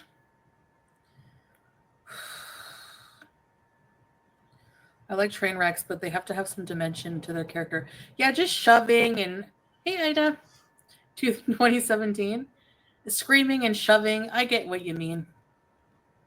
I'm going to go on record as saying that since Chantal is sitting here and she's not eating during the live stream, which is what she normally does, my guess is that she ate a big meal before she came on camera so she wouldn't have to eat on camera. I think maybe YouTube had a talk with her, sent her an email, gave her a warning, and said, ma'am, cool it with the eating.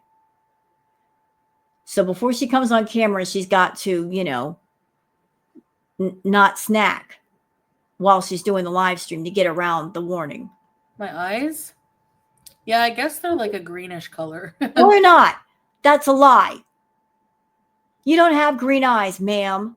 I saw pictures of you on Twitter when you were a teenager. Your natural eye color is like a dark chocolate brown, like really dark. I saw the pictures. Ma'am, do you see these? These are green eyes. These are green eyes. These are natural green eyes. No filters. Had them all my life. You don't have green eyes. You have your filters on your phone, and your filters on your phone can change your eye color. You liar. You have really, really dark eyes. But for some reason, you are obsessed with making your eyes different colors, like an amber color or a green or a blue. We've seen them change shades over the years. We know that ain't your real eye color. And I know it seems petty to yell at her over an eye color, but the lies, it's about the lies. She doesn't have green eyes. I got green eyes, bitch. For real. You mad? Stay mad. Hey, Melissa.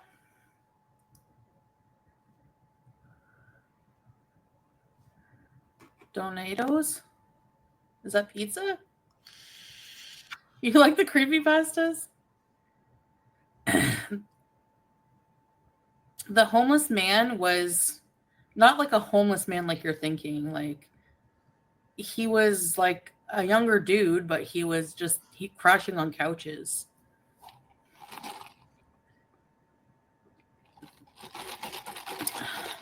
That was true. Oh, there we go. Jack says, did you see that clip of you telling Peach you wanted to wear the hijab years ago is making the rounds again? That just proves that some of the Beezers, they're on Twitter. Because yes, that clip is making the rounds again on Twitter. People have been bringing up the old clips. So there are Beezers snitching, getting into people's live chats and on Twitter, reporting back to Chantal as if she cares when she doesn't. So yeah.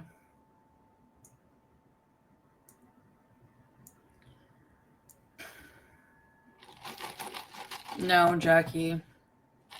I don't really care. Let people go in the past. Like what? I don't care. I don't even remember what I said. I remember, if you want me to remind you, you were in the kitchen with Pete, and Pete was there next to you off camera, and you said to him, do I have to wear a hijab if I am a Muslim? And he said, probably. And you shrugged your shoulders and said, I guess I'll be a Muslim then. You wanted to wear the hijab because of your hair. You're not secure about your bald head or the bald patches on your head. You wanted to wear something that covered your head. And you liked the abaya because it covered your body. That was the appeal for you for wearing a hijab and wearing an abaya.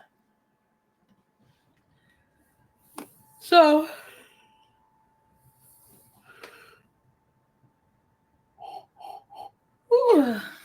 thank you, Ida. Lizzie. Probably.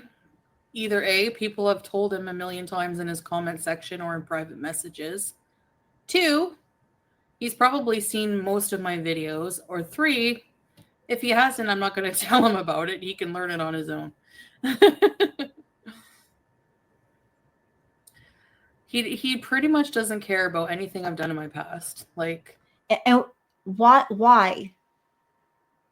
Considering all the things you've done, things that you were doing right up until the time that he met you, why wouldn't he care? Ask yourself that question, Chantal. Why would Salah not care about your past, especially with you being somebody that a lot of things you did were very public? Why would he not care? How would he be able to look the other way to your very public past, where you were on your channel doing live streams pretty much half naked, running around in just a bra and panties, being gross, being high, doing all kinds of stuff? Why would he not care?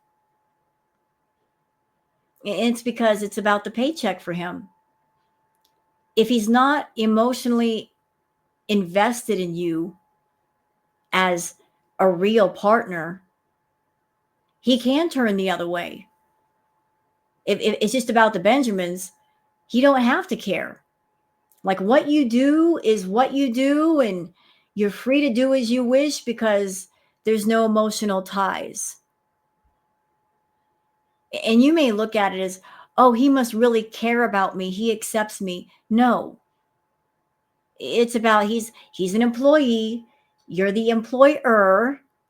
You are the boss with the money. You pay him. And if you're the boss can do whatever the boss wants to do. The employee doesn't have to be involved nor concerned. What you do is what you do. He ain't got nothing to do with it, about it. he knows about my past. And you don't care. People always, I do not judge you by what others spew out. Your past is your past. But thank you, Ron. True YouTube lover. Like, people always say, you've made so many sacrifices for your husband. Okay, this part here, I saw it during the live stream. I'm like, wait a minute. But you know what? I stopped this too early. Let's let her continue. Then I'll say something. What sacrifices has he made for you? He's married a woman who traditionally he should not be with, period. Okay, let's talk about sacrifices. In my opinion, neither one of them sacrificed anything. There was no sacrifice because each one willingly gave up what they wanted to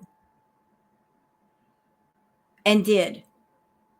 Chantal was in Canada. What exactly did she sacrifice that she didn't want to? Nothing. Like the place where she was living wasn't in her name. Pete's name was on the lease, had been from the very beginning. That's how they got into the Canadian villa. He put his name on the dotted line and she didn't. She paid the bills, true. She paid for the food, also true. But they weren't able to get into the Canadian villa without his signature. He was the one that had the good credit. So he put his name on the line and she was just there as essentially a guest. Like she could have left anytime she wanted. The cats? Well, I guess she didn't care about the cats as much because she could have taken them to Kuwait with her. She could have made preparations. She didn't. She immediately just gave up Sam, gave up BBJ with no tears. So that really wasn't a sacrifice either. What else is there? Her disgusting, destroyed belongings. None of that meant anything to her. Pete's wasn't even a thing. He was just a guy that she was once involved with. He's a doormat that she can wipe her dirty funkle feet on every once in a while. He is of no importance, so she wasn't sacrificing him. She sacrificed nothing. She just simply gave up the things that she no longer wanted. And Salah, what did he have? He was just a guy living in a simple studio apartment. It was very simple, very humble. He wasn't giving up anything important, really. All he was thinking about was the money. He may have given up his time, but he chose to do that. So neither one of them sacrificed anything. They gave up what they wanted to give up in exchange for something else. It was painless for both of them. Although I'm absolutely certain that there has been at least a few moments where Salah, given how burdensome Chantal is, I'm certain there's been a few moments in it all where Salah, you gotta know, in those troublesome, burdensome moments with Chantal, he thinks back to his life living in that studio apartment and he wishes he could have that back. He wishes he could just rewind the tape and go back to that time when he had his freedom. He can go see his family. There was no embarrassment to the family. He wished he could just take all of it back because all of the empty promises that Chantal made him, not a single one of them came true. And he figured that out too late, way too late. Hey, Kelly. So that's a pretty big sacrifice. Nah. You know.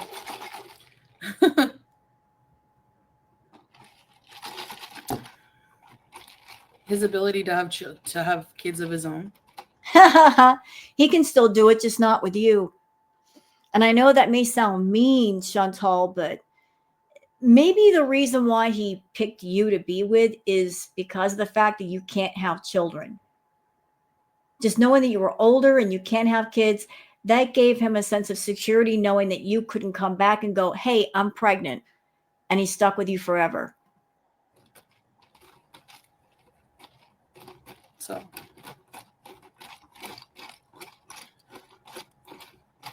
Like he knew that you couldn't baby trap him.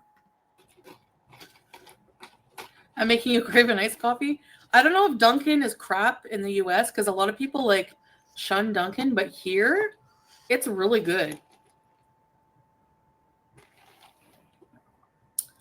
I've seen a lot of change in you. I just wish we could get you healthy. Yeah, me too. And by the way, Chantal, since I know you watch these reacts, would you care to address what I saw on Twitter just the other day that I included in with my Twitter peeps? The fact that Salah has a Tinder profile where he says he's ready for marriage. He says he's a man with children, but he's looking for somebody, and you guys are supposed to be married. Would you care to address that? I'm interested to hear your thoughts. Too. Don't worry. After Eid, I just want to focus like on, I just feel like there's just too much going on right now. Some things I can tell you about, some things no. The girl world audience is depressing. It is. It's just always negative, It's just always like, I don't know. They act like you tricked him into marrying you. Meanwhile, you share everything online, right? Do I think it is poetic that once again, two scammers encountered each other and they scammed each other? Yeah, I do. I think it's poetic. I think it happened before with her and Nader, and it's happened again with her and Salah. I think they both lied to each other for different reasons. And I think Chantal knew at some point that her lies were going to get exposed, that it was going to become apparent that she lied. But what she was counting on was it would take a while for the truth to come forward and the truth to come out. That if she lied to him and said, yeah, just stick with me and we'll make all kinds of money together and you'll be set for life and I can get you to Canada. She knew that after a while, it would become apparent that she couldn't do any of the things that she promised. But in the meantime, she would get what she wanted. And what she wanted was his companionship and time in Kuwait to do what she wanted to do. And she got what she wanted. And he didn't get maybe some of the things that he was suspecting. But it didn't matter to her if, she lied. She wanted what she wanted and she didn't care if she lied to somebody to get it. So maybe this is a lesson learned for Salah. That sometimes the scammers do get scammed by bigger scammers.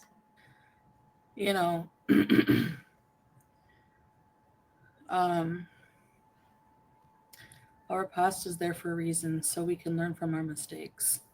Yeah, exactly. Everyone has one for sure.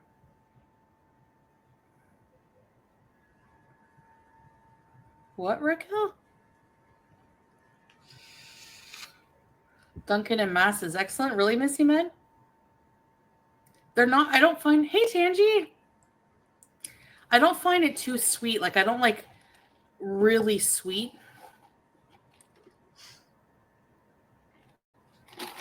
I couldn't lie about my past. Oh, yes, you can. They do, Sarah. Hey, Black's Chaos, nice to see you. That's the thing. They'll like, all they do is talk about my past. And then if somebody... Do you know why we talk about your past, Chantal? Because you haven't changed. You've never changed, except in one respect. You've gotten worse. That has changed. You've gotten worse. But you've not changed for the better. Now, if you had gone from being feral, say in Canada, and then you completely did a 180 in Kuwait, then you could say that was my past. Yes, I did all of that. I was awful. I was this, I was that. But look at me now. You might have a more convincing argument, but you haven't changed. The only thing that's changed about you is you're wearing a different set of clothing, and that's pretty much it. And you've gained a bunch of weight, but you're the same person you ever were. And when you go back to Canada, and you will have to go back at some point, you can't stay in Kuwait forever, no matter what you do. Guaranteed. The Chantal that we know that is still underneath the abaya and the hijab is going to come out. That monster that you kept in the cage is going to come out of the cage. And we're going to see the real you. The real you that pops out when you do the rages. We're going to see it all the way out. Yes, ma'am. Brings up their past. They're like, well, that was my past. I'm like, well, so was mine, you know. Yeah, we have Dunkin' Donuts. Hey, Justine. Iced mocha latte. That's what it is, yeah.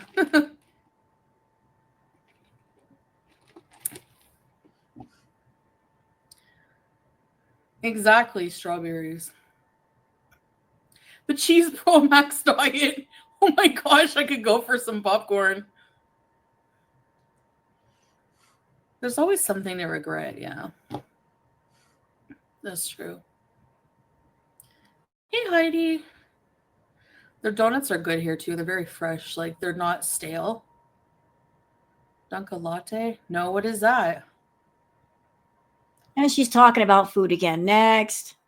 You gave it up for Lent? Ah, that's right. It's Lent, eh? So Lent is the same month as Ramadan? Now I'm just an older, super fun shit show. Hortons. No, Sarah. At least not anytime soon. I couldn't wait to go back home. No, I don't really miss it that bad. Oh, yes, she does. She misses Canada, but she doesn't want to go home to Canada. Y'all, let me tell you something. If Pete contacted her right now, this minute, if he got on the phone with Chantal and said, Chantal, I found a place for us. I found an apartment. We could move in on the 1st. Guaranteed. She'd be on the next plane going home. She's staying in Kuwait because if she went home to Canada, where would she go? Where would she stay?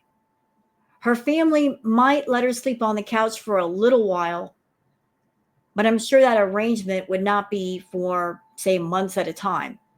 And honestly, that would not work out because in order for Chantal to do her content, she needs her own space. She's a night owl.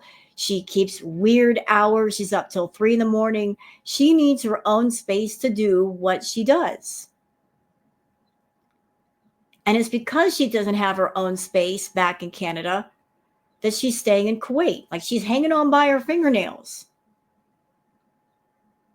So I think that's part of the motivation for her working so hard to stay in Kuwait is that if she goes home to Canada, where is she going to stay?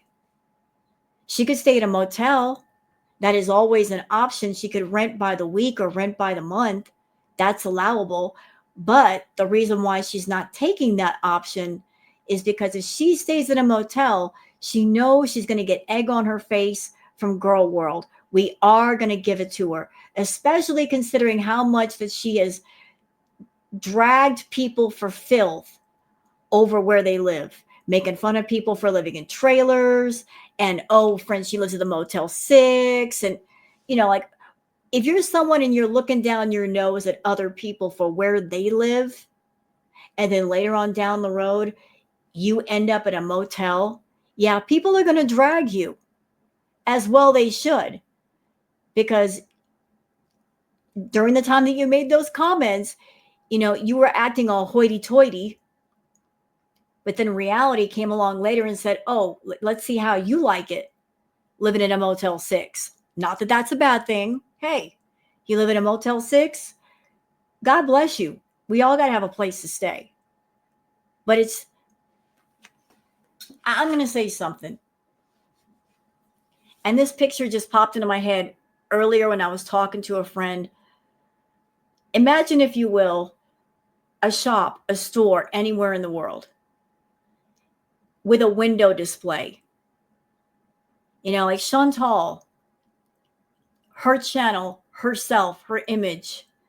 She's created this elaborate window display of how she wants people to look at her, to look in on her. She has, like put things together for this great big window display. This window display it's her life, it's how she wants people to perceive her. And she likes the window display. She likes it a lot. She likes it so much, she doesn't want to change it. She doesn't want to change the location of the window display. She doesn't want to change any detail of it. She wants it to stay the same. Chantal has gone on record saying she does not like change. So if she went home to Canada, the window display, it's going to have to be completely torn down and changed from the ground up. Nothing about it is going to be the same. And she knows it. And she doesn't like that idea. Because for her, the most important thing to Chantal is image, her public image.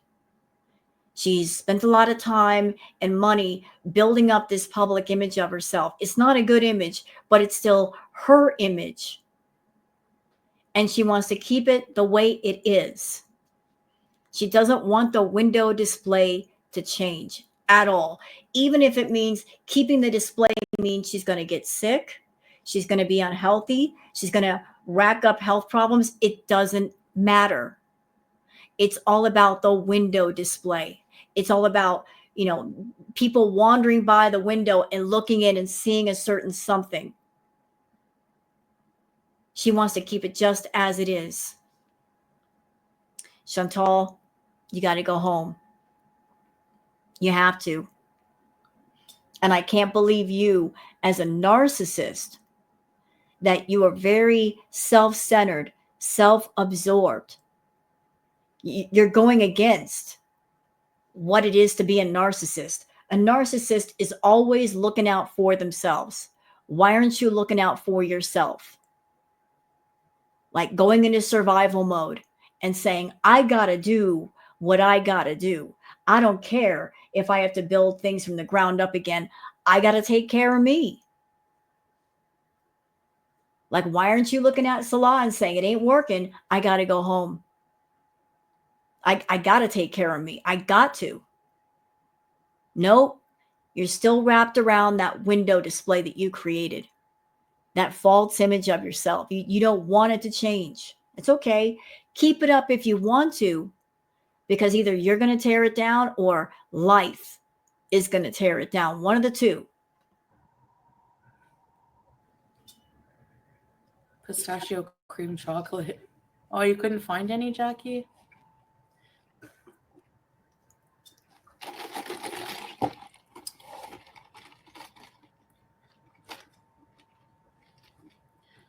Home cooking for a while. Nothing wrong with that.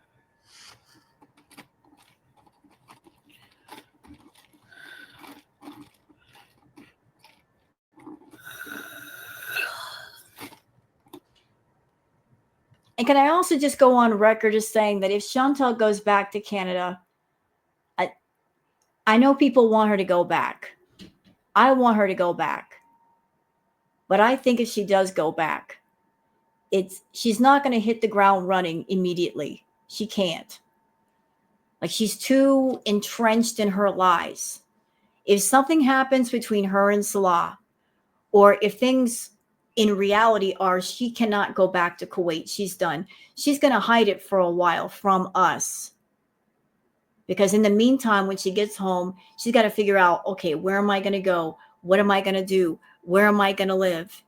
Blah, blah, blah, blah, blah. She's going to hide it from us. Things are going to be boring for a while. I already know that. She's going to act like the same old boring Chantal. She's not going to just straight up get off the plane and start running her mouth and giving us the tea. She's not gonna.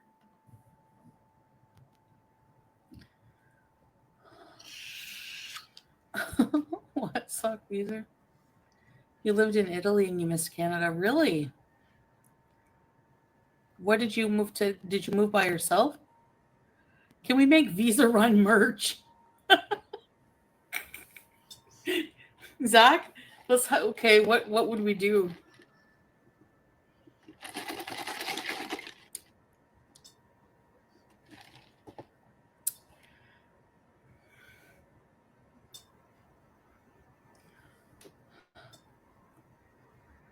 A turkey? How come, Missy? Just to eat a turkey? Or is there a special occasion I'm not aware of? Visa Run is all they have. So dumb. I know. Picture of credit card running. That's a good one. Hey, lovely lips. Oh, you married an Italian. Did you go back home? If you don't see me, I'm on a Visa Run. If you don't see me, make merch with Del Pondu's Visa Run spreadsheet. I don't know who that is, but honey, you need a life. If you have a freaking spreadsheet. If I'm in your planner, wait. No, there's nothing that rhymes with that.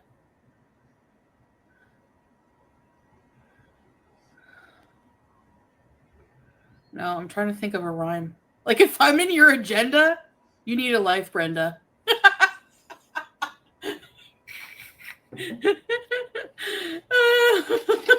You know, it's pretty amazing that somebody, was it Del Pondu? Who, forgive me, I don't know who it is exactly. I can't remember the name of the person on Twitter that made the spreadsheet. Was it Del Pondu? But even to this day, Chantal is bothered by that spreadsheet of every time she's done a Visa Run. Like she won't shut up about it. It bothers her so much. It's like a tour t-shirt with the spreadsheet. Yes, Leslie. One of the zombies made a frickin' spreadsheet of my Visa Run. See, told you.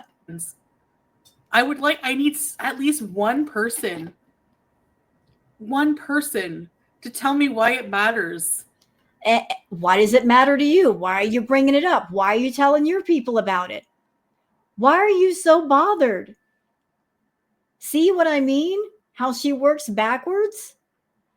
The more she puts out the vibe of like, this is stupid. This is so stupid. Why are they focusing on that? I can't believe it. It's so dumb. The more she brings it up, the more it obviously bothers her. I mean, she's got a planner that she doesn't use. The person who has the planner they don't use because they make no plans is bothered by somebody putting something together like a spreadsheet of her Visa runs. Go figure. So bad. Like, how is that a one-up on me? I saw someone comment because it means you're proof you're not married. No, it's not, because I said from the very beginning that they contradict themselves because you contradict yourself.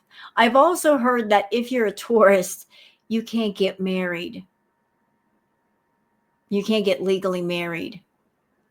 And if you were legally married to Salah, why are you having to do Visa runs, right?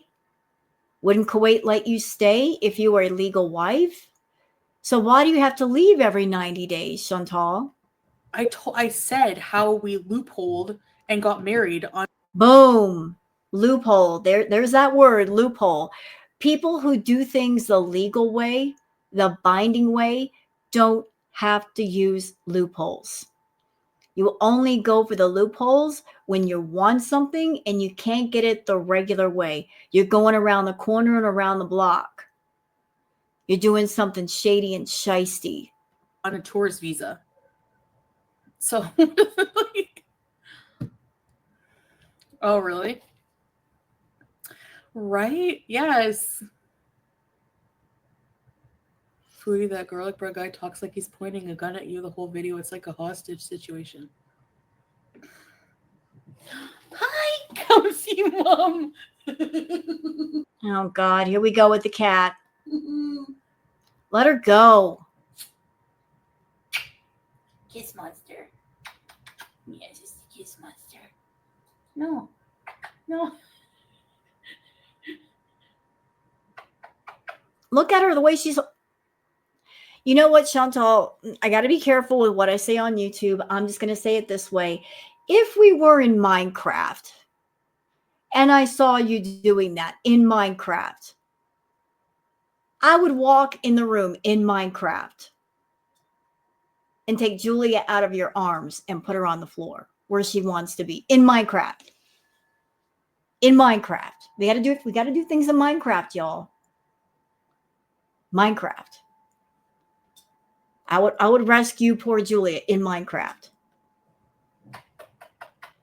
Okay. They're going to be like, she's an abuser. She's struggling to get away. Listen, this cat doesn't pay rent. She doesn't pay for her food. We just heard this a little while ago, so let me just say this. Chantal, you don't pay rent. You don't pay your bills. You don't buy your food. You know who does all that? Your viewers, your feedies. They're paying for all your stuff. You don't pay for anything. They do. They do. The people that send you money, they're the ones paying for all your stuff. They're the ones paying for all your life.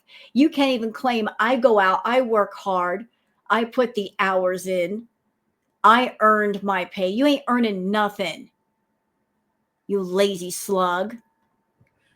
Okay? Hi, baby. Hi, baby. She's got to put out once in a while. Gross. Just you saying that is gross. Gross. Gross. Nasty. She needs a kiss and a hug. Not from you.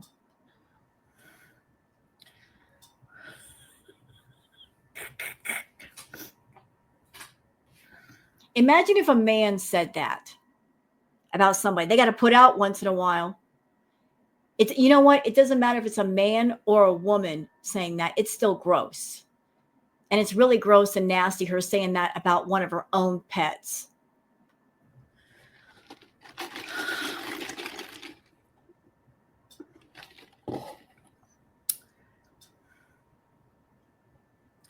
Yeah, most cats don't like to be held. Ha ha ha. What? What? They don't like to be held what? I beg to differ. I really beg to differ, ma'am. I got Queen Booger. Queen Booger likes to be held. And anybody that's been to my channel and you've been in my tarot lives, you know what I'm talking about. How many times have you guys seen Queen Booger curl up in my arms like a baby? She even does it during my reacts sometimes. She curls up in my arms like a baby. She'll jump up on me and she'll do like the cradle thing in my arms. Like, she likes to be held. She likes to be petted. Maybe you feel that way because animals just don't like you because you force yourself upon them. You don't let animals just come to you when they want to, love on you when they want to. You force yourself on them, which makes them not want to be around you. But I beg to differ. And I'm pretty certain there's going to be people in my comments after this react saying, I got a pet. They like to be held. They like to be cuddled. They like to be close to me. Shoot, Queen Booger, she bugs me to go to bed at night because she wants to cuddle underneath the covers with me. So what is this? They don't like to be held. Sometimes she does. Remember in my thumbnail the other day, she likes to be held and sleeps in my arm for a minute, but baby.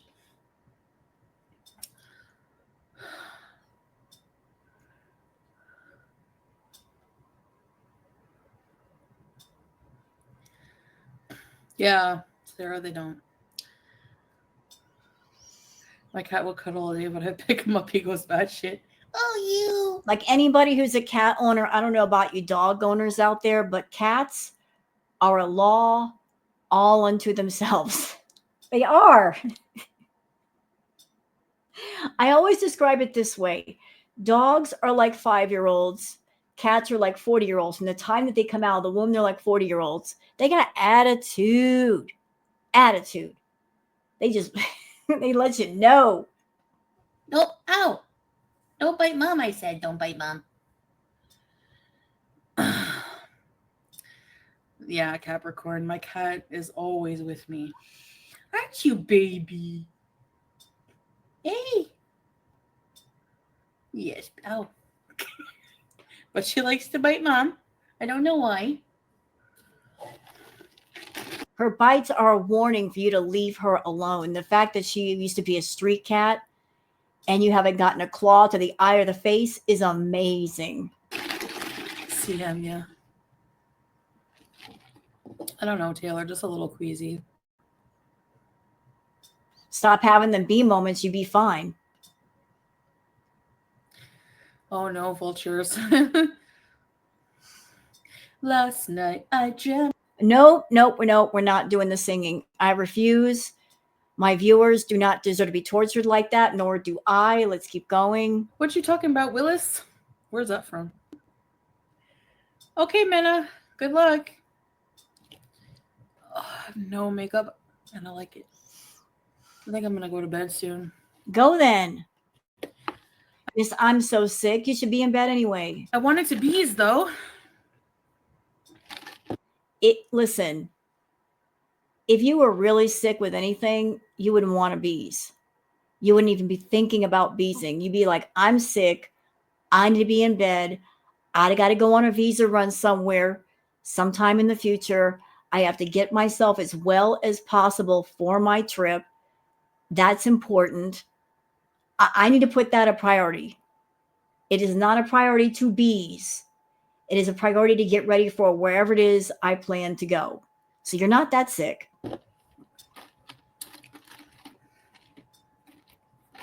It's like actually to the point where I feel like I have to come on to like, because like if I don't upload for like 24 hours, people just like, I get emails with like links. People want to like try to send me links to get my IP address like last time to see where I am. Like this is how.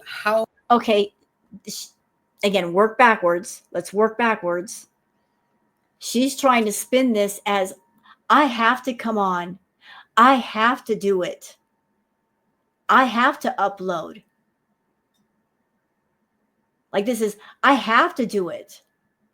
I'm almost being forced to do it. Nobody forces Chantal to upload anything or go live. She wants to. Because without YouTube, without her audience, she's very, very lonely. She's got no one to talk to. Even though she's been in Kuwait for 3 years, she has no life off of the internet. Like this is the only time she gets interaction with anybody or gets praise or whatever from people. This is it right here. You're looking at it. This is her life. Like, why do you think when she goes out to restaurants or shops or goes shopping, she can't just do what we all do? Like, we can go shopping without a camera on, but she can't do that. She turns on her camera to make herself feel less lonely and less awkward. Like, she needs someone to talk to, so she turns on her YouTube channel and a live. So she's got people with her because nobody wants to be around her. Oh, sad. These stalkers are. And you know what? I'm just gonna let people think. If you want to think I'm on a visa run, who cares? Because really, doesn't affect your life at all. Jose. You know, if you want to think that, go ahead. I really don't. Right, Zach? I don't know how it affects their life any. Like, how you're. You're right. It doesn't affect our life. It actually affects your life. Like, you being where you are, whether you want to be somewhere else or not, it affects your life. The quality of your life, your happiness, your unhappiness, it affects you the most. We're just people watching your live streams, watching your videos, and we're just wondering when things are going to get interesting. If they got interesting in Kuwait, great. They're interesting in Kuwait. But obviously, there's nothing going on interesting in Kuwait. And the only place we've seen you be interesting is back in Canada. Hence the reason why people are wondering, are you going back? They want to know if things are going to get interesting again or not. You're on a visa run. Like, so if I was, what does it matter? I don't care. Whatever. Okay, you got me. I don't get it. That's what gets me. I don't get it. Like, anyway. These people are scary, bro. Bro. This is disturbing. Scapegoat says, I become deeply depressed when we don't see you for over 24 hours. What? What? So you become depressed if you don't see Chantal in a day? Ma'am or sir, I don't know which, applies to you, but if you're so dependent on Chantal that not seeing her for a day gets you depressed, it's time to log off and go touch some grass. It's time to go pursue a life that you're depending on one person live streaming to keep you away from being depressed. And it's weird to me because Chantal's a very depressing kind of person. She's not exactly a positive energy person. So if you got a problem with depression, might I recommend going to talk to somebody, a family member, a friend, a therapist, or going out and just walking in the sun, something. But depending on another person to keep you from being depressed that way is unhealthy. Do you honestly think it's normal for people to make a spreadsheet? There we go again with a spreadsheet. That is so funny that something so simple triggers the crap out of her. Still triggers the crap out of her. And you know what happens with Chantal when you tell people what bothers you? More spreadsheets get created, or that spreadsheet that was created, it gets shared over and over and over again on Twitter. Like you're letting the hornets know how effective is their sting. Visa runs are normal. Ugh. I don't know. How do I lie about it, Polar? Like, I don't tell you what I'm doing. And that's a lie? It's because it's not your business. Like, if that makes me a liar, okay, so be it. Even if I do lie about my status, what does that matter? It's not your business. I'm just going to say something. Back in the day, Chantal had the element of surprise. And she liked that. She liked the element of surprise. She liked the ability to surprise us.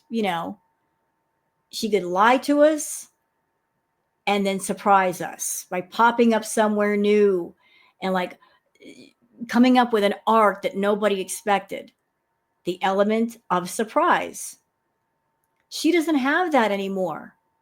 And a lot of that is her fault because she's so doggone predictable. Her lies are predictable. Her moves are predictable. She can't get ahead of the narrative like she used to. And that really ticks her off. The fact that people can predict her moves before she makes them. Well, that's what you get for being predictable. And she really, really hates the tarot readers. Oh, she hates us. She hates us because we're doing our readings and things are coming out in the tarot readings. And obviously, maybe a lot of those things are true because she's mentioned the tarot readers. She won't touch what we say, but you got to know what bugs her. And that really cements that she can't get ahead of the narrative, that we know a lot of her moves already. She hates that fact, the fact that she can't get ahead of us anymore. She can't surprise us anymore, that she is just that predictable. I'm allowed to, like, not telling you isn't a lie. Exactly. Like it's the entitlement for me that you think you're entitled to this information. Why? Like, who cares? You're 8 shots in, Francesca? Oh boy, have some water. You mean espresso or If she were a truthful person, if she was going on a visa run somewhere, why not just say, yeah, I'm going on a visa run here, there, and everywhere? Why not just say it? It's not like you're committing a crime, right? Yeah, my visa's up and I'm going to go somewhere. I'm not going to say where, but I'm going somewhere. Why is it so hard for her to say that? Why is it so difficult? Again, it's not like she's, stealing the Hope Diamond or something. Like, why is it so hard to say what your plans are? Why be so secretive? booze? Throwing us off isn't lying. It's to protect myself. Like, I have to do that. Why? Why? You're not a celebrity. Even if you told us, yeah, I'm coming back to Canada, what do you think is going to happen? Do you think people are going to be camped out for days at the airport, near the terminals, intense, waiting for you to show up to snap a picture? Like, what are you afraid of? What are you afraid of? What could anybody do to you? You're using the fear as an excuse. There's nothing to be afraid of. I mean, girl world, a lot of us, we don't live in Canada. We're not there. Even if we were, no one's going to camp out waiting to see your face. I promise you. If I throw you off and I give you conflicting information, you can thank Gore World for that, not me. Don't blame me because I have to. Like, I literally, to protect my own privacy, I have to go to these lengths to do that. She makes it sound like we're a bunch of stalkers, that we're going to camp out at her mom's house or her aunt's house or the airport. Like, we're going to uproot our lives to go follow her. Please. You need to, put some preparation H on that enormous ego and like shrink it down a bit, Chantal. It's out of control. The inflammation is just insane. That's what I have to do. Like, and yes, I said preparation H because she's one big a-hole. So it fits. 8 shots. Ugh. That's one thing I know I say, but I don't miss drinking at all, honestly. Right, yeah, teardrop, like, I don't know. And I'm also going to go on record as saying that if she goes back to Canada, guaranteed, if she goes back there, we're probably not going to hear from her for a few days. The first day she gets back there, she might have to settle into wherever she's at. She's also going to spend some time with Nads, partying with Nads, because Nads was her Dr. Feelgood, her party favor hookup. She's going to spend some time partying with him. Like, get that out of her system before she comes online again. Hey, Scrange, that's okay. And for those that are wondering, would Nads see her? Of course he would. Because Nads, he likes money. And if Chantal's got money in her pocket, and if she wants to buy party favors, he wants her to go to him. And she's comfortable with seeing him for that purpose. Plus, she also wants to see him because, in her words, I am addicted to this man. She's still addicted to him. She wants to see him. She's going to see him. So she'll go there and get her natter fix before she comes on camera again. That's messed up. It is, yeah. And they think that's like, aha, I got you. You're the one with the spreadsheet. That makes you look bad. You don't see that. That's not an aha. That's a cuckoo. Like, Wayne Gunsky. The woman who never keeps records of anything, not even her own lies, mad at somebody for keeping a record of her visa runs. get mad at somebody for being organized. Right, Heidi. People are so weird. I guarantee half the people in here have post statuses saying it's my life. Stay out of it. Yeah, exactly.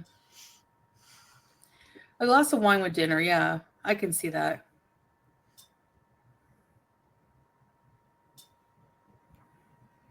Safety comes first. Yeah. Honestly, a lot of travelers don't come on here and discuss that private stuff. If I didn't have the audience of Gore World that I have and the type of haters I have, maybe I would be more open, But that's your fault. Chantal, you spent the last 8 years of your life cultivating and creating a certain image and feeling of yourself that you projected out to other people. You made sure with your problematic behavior that the image that you had in front of people was controversial. Like you always wanted to go against the grain. You wanted people to hate you. You know, some people are very comfortable being the good guy, and then other people love being the bad guy. I know I've talked about this before, but when I was young growing up, I grew up on watching wrestling on TV.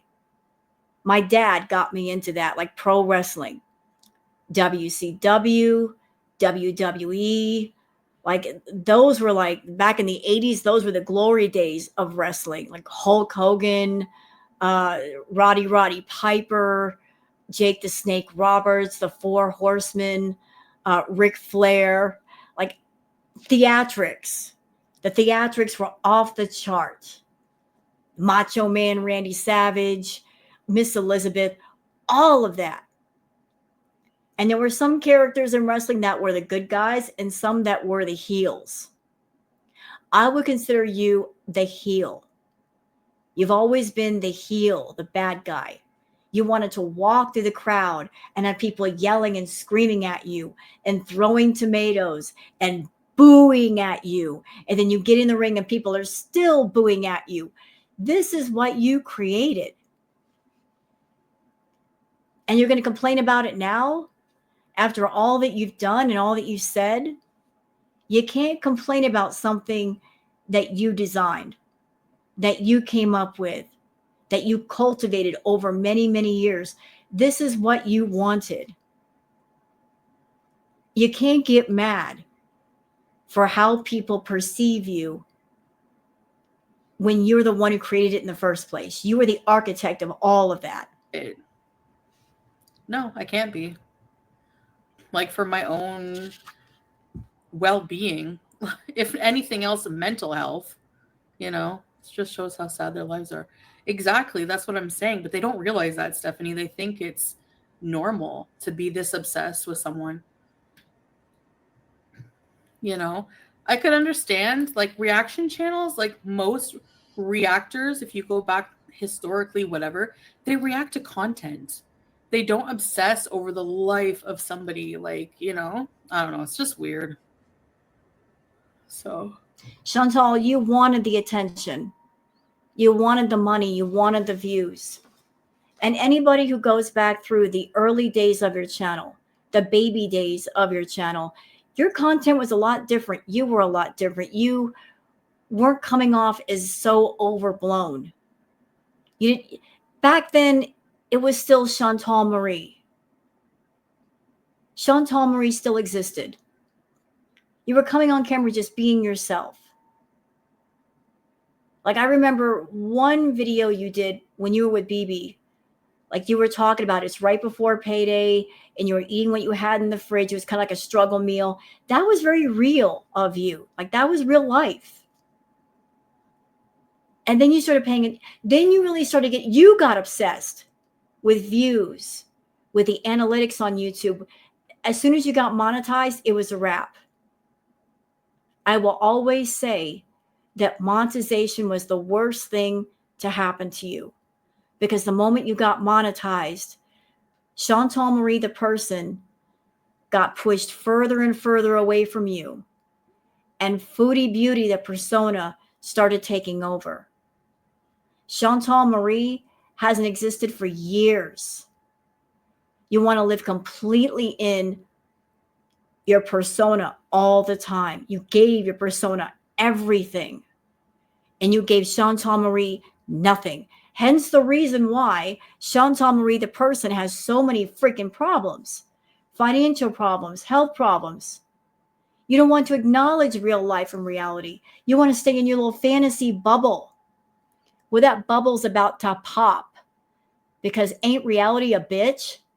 It's crashing through. It's crashing right through. You can only ignore reality for so long. At some point, you got to be real with yourself. You got to get back in touch with yourself. You don't want to, because your real life is not even close to your fantasy life. Hence the reason why you avoid it so much. You push it in the background. Oh, Chantal Marie, who cares about her? You should care about her. Because without Chantal Marie's body, how could Foodie Beauty even exist? So you might want to start paying attention to what's going on. What is the dinner? Actually, strawberries. I'm probably just gonna. It's like Ramadan's almost over, so just Eid more than likely.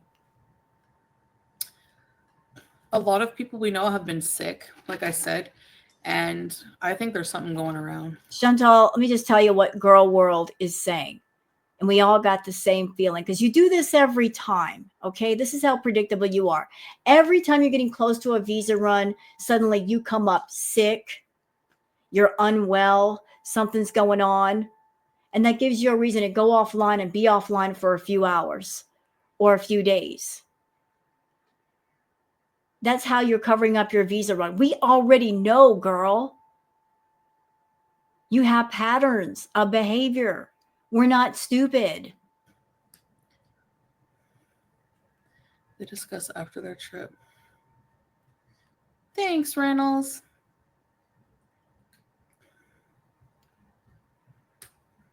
Really, Jennifer? I don't know yet, strawberries. I'm still thinking what to make. Accuse her of everything like they do you. Exactly. Everything in that relationship with her and Beck. Why are you talking about this? Ain't none of your business.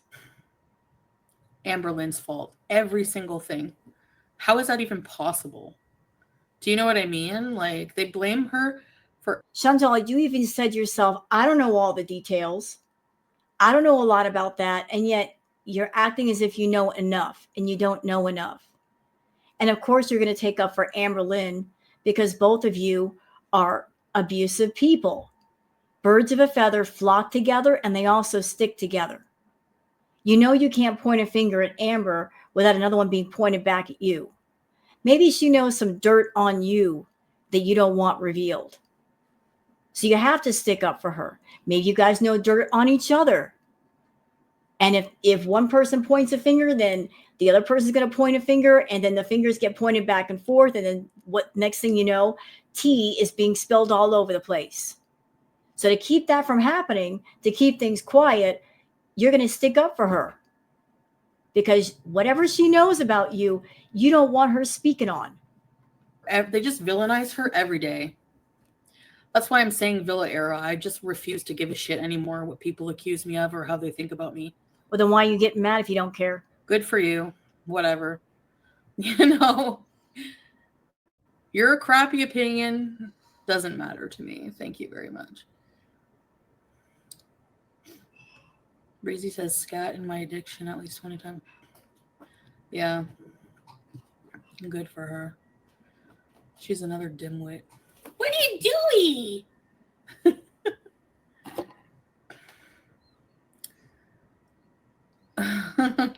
Well, yeah, we're different people, Jackie, but, you know, we have similar reactors.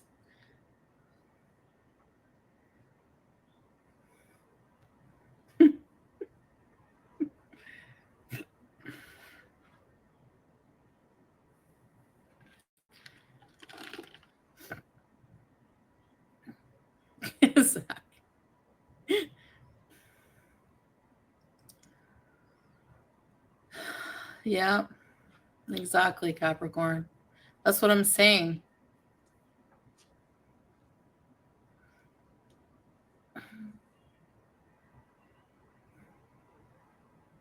You could always pre-record if you really wanted to travel without making your travel public. Hmm. What?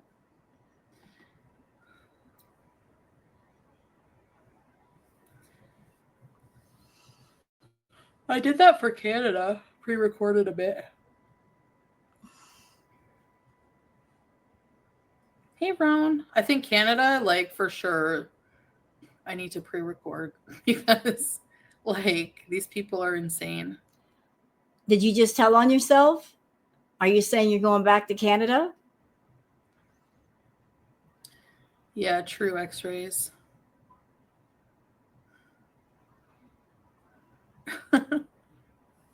Do you miss Ice Cap from Tim Hortons?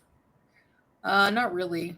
I haven't had one of those in for early. I'm going to bed early. That's why, like I said, I've been I've been wanting to go live at night,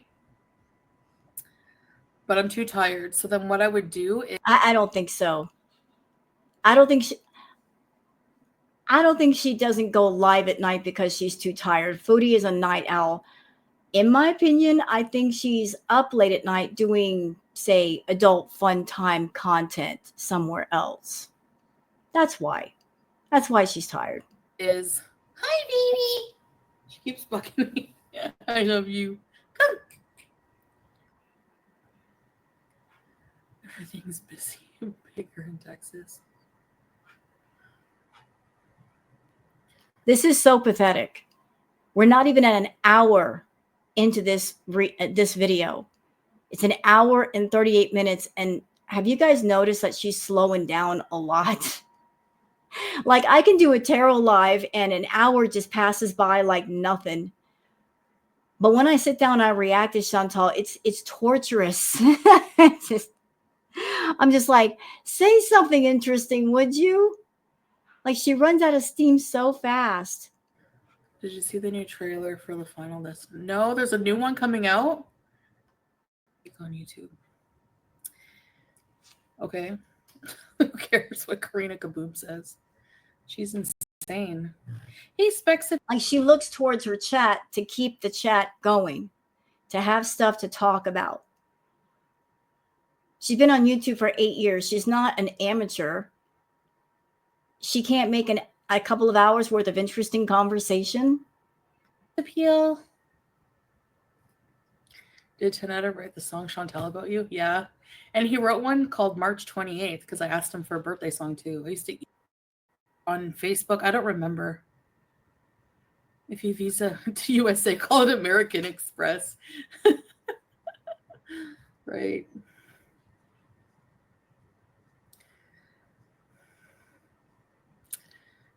Doesn't take 2 years to get a visa. You don't know the circumstances. It could be a lot of things. The point is, nobody knows our circumstances, our life, status, any of that. It's all speculation. I don't know why people would want to speculate so much on something they have no idea about, you know? So, you lived in Kuwait, my ass. And if you did, you would know that they're always changing the rules. They're always changing the laws. You had a fraud on it? Ugh. That's the worst. Does your bank refund you pretty easily? I've had one. Like, I didn't even notice till, like, it took me a little while to notice, like, a charge on my card before. It was, like, over $100. And it was, like, I don't know. They dedicate their lives and time to you. Yeah, exactly. Who said it? Who said anything is taking 2 years? Who said that? Like, you don't know that what my visa status is. So how are you going to say that it took me 2 years to Ooh, she getting mad. get a status when you have no idea? Like, all of a sudden, everyone lives in Kuwait, right? Yeah, sure. Chase and MXD. Okay, good. No, I'm full, Lizzie. Bang. She's full. She ate before she came on camera. I told you. 90 Day Fiancé is an American show, exactly. No, Living IRL, I don't know what to do yet. So isn't it funny? She's full and she titled this live, I Don't Feel Well. Well, there you go. That's why she doesn't feel well. Because she ate too much. Yet. Hi. One time my vet called me at 2 a.m. to confirm a fraudulent charge. He asked me to describe myself. So I did. That I was a BBW. Because I don't know, he liked BBWs or something. But that was like in 2005 or 6. Chantal is Salah's second wife. She lives in a separate flat. Chantal also pays all the bills. Salah also has 4 kids with his wife that Chantal supports as Meal Prep Waters is also in 2005. Weren't you like 19? Why would you contact a creepy old man and tell him you were an SS BBW? Now, why would you? well. It's your birthday, I know.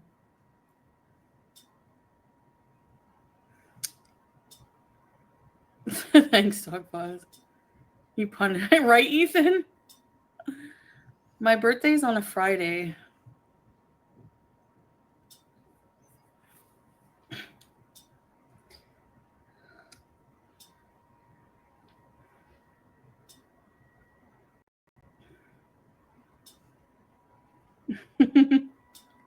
Yeah.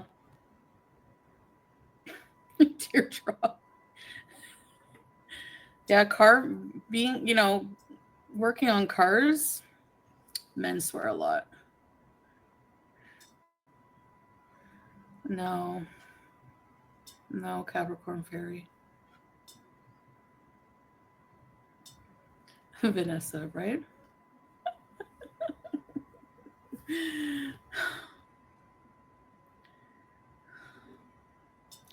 They are very interesting songs. Okay, you know what? She's getting boring. And this react is almost at 3 hours anyway, so I think we'll cut it off here. If there's anything I'm missing because it's in the last half of this, it's all right. I'll probably find it on Twitter tomorrow or tonight, and I'll include it with my next react. So I hope you guys have enjoyed this react video. If you have, please like and subscribe and leave a comment. Thank you so much for being here, and I appreciate you very much.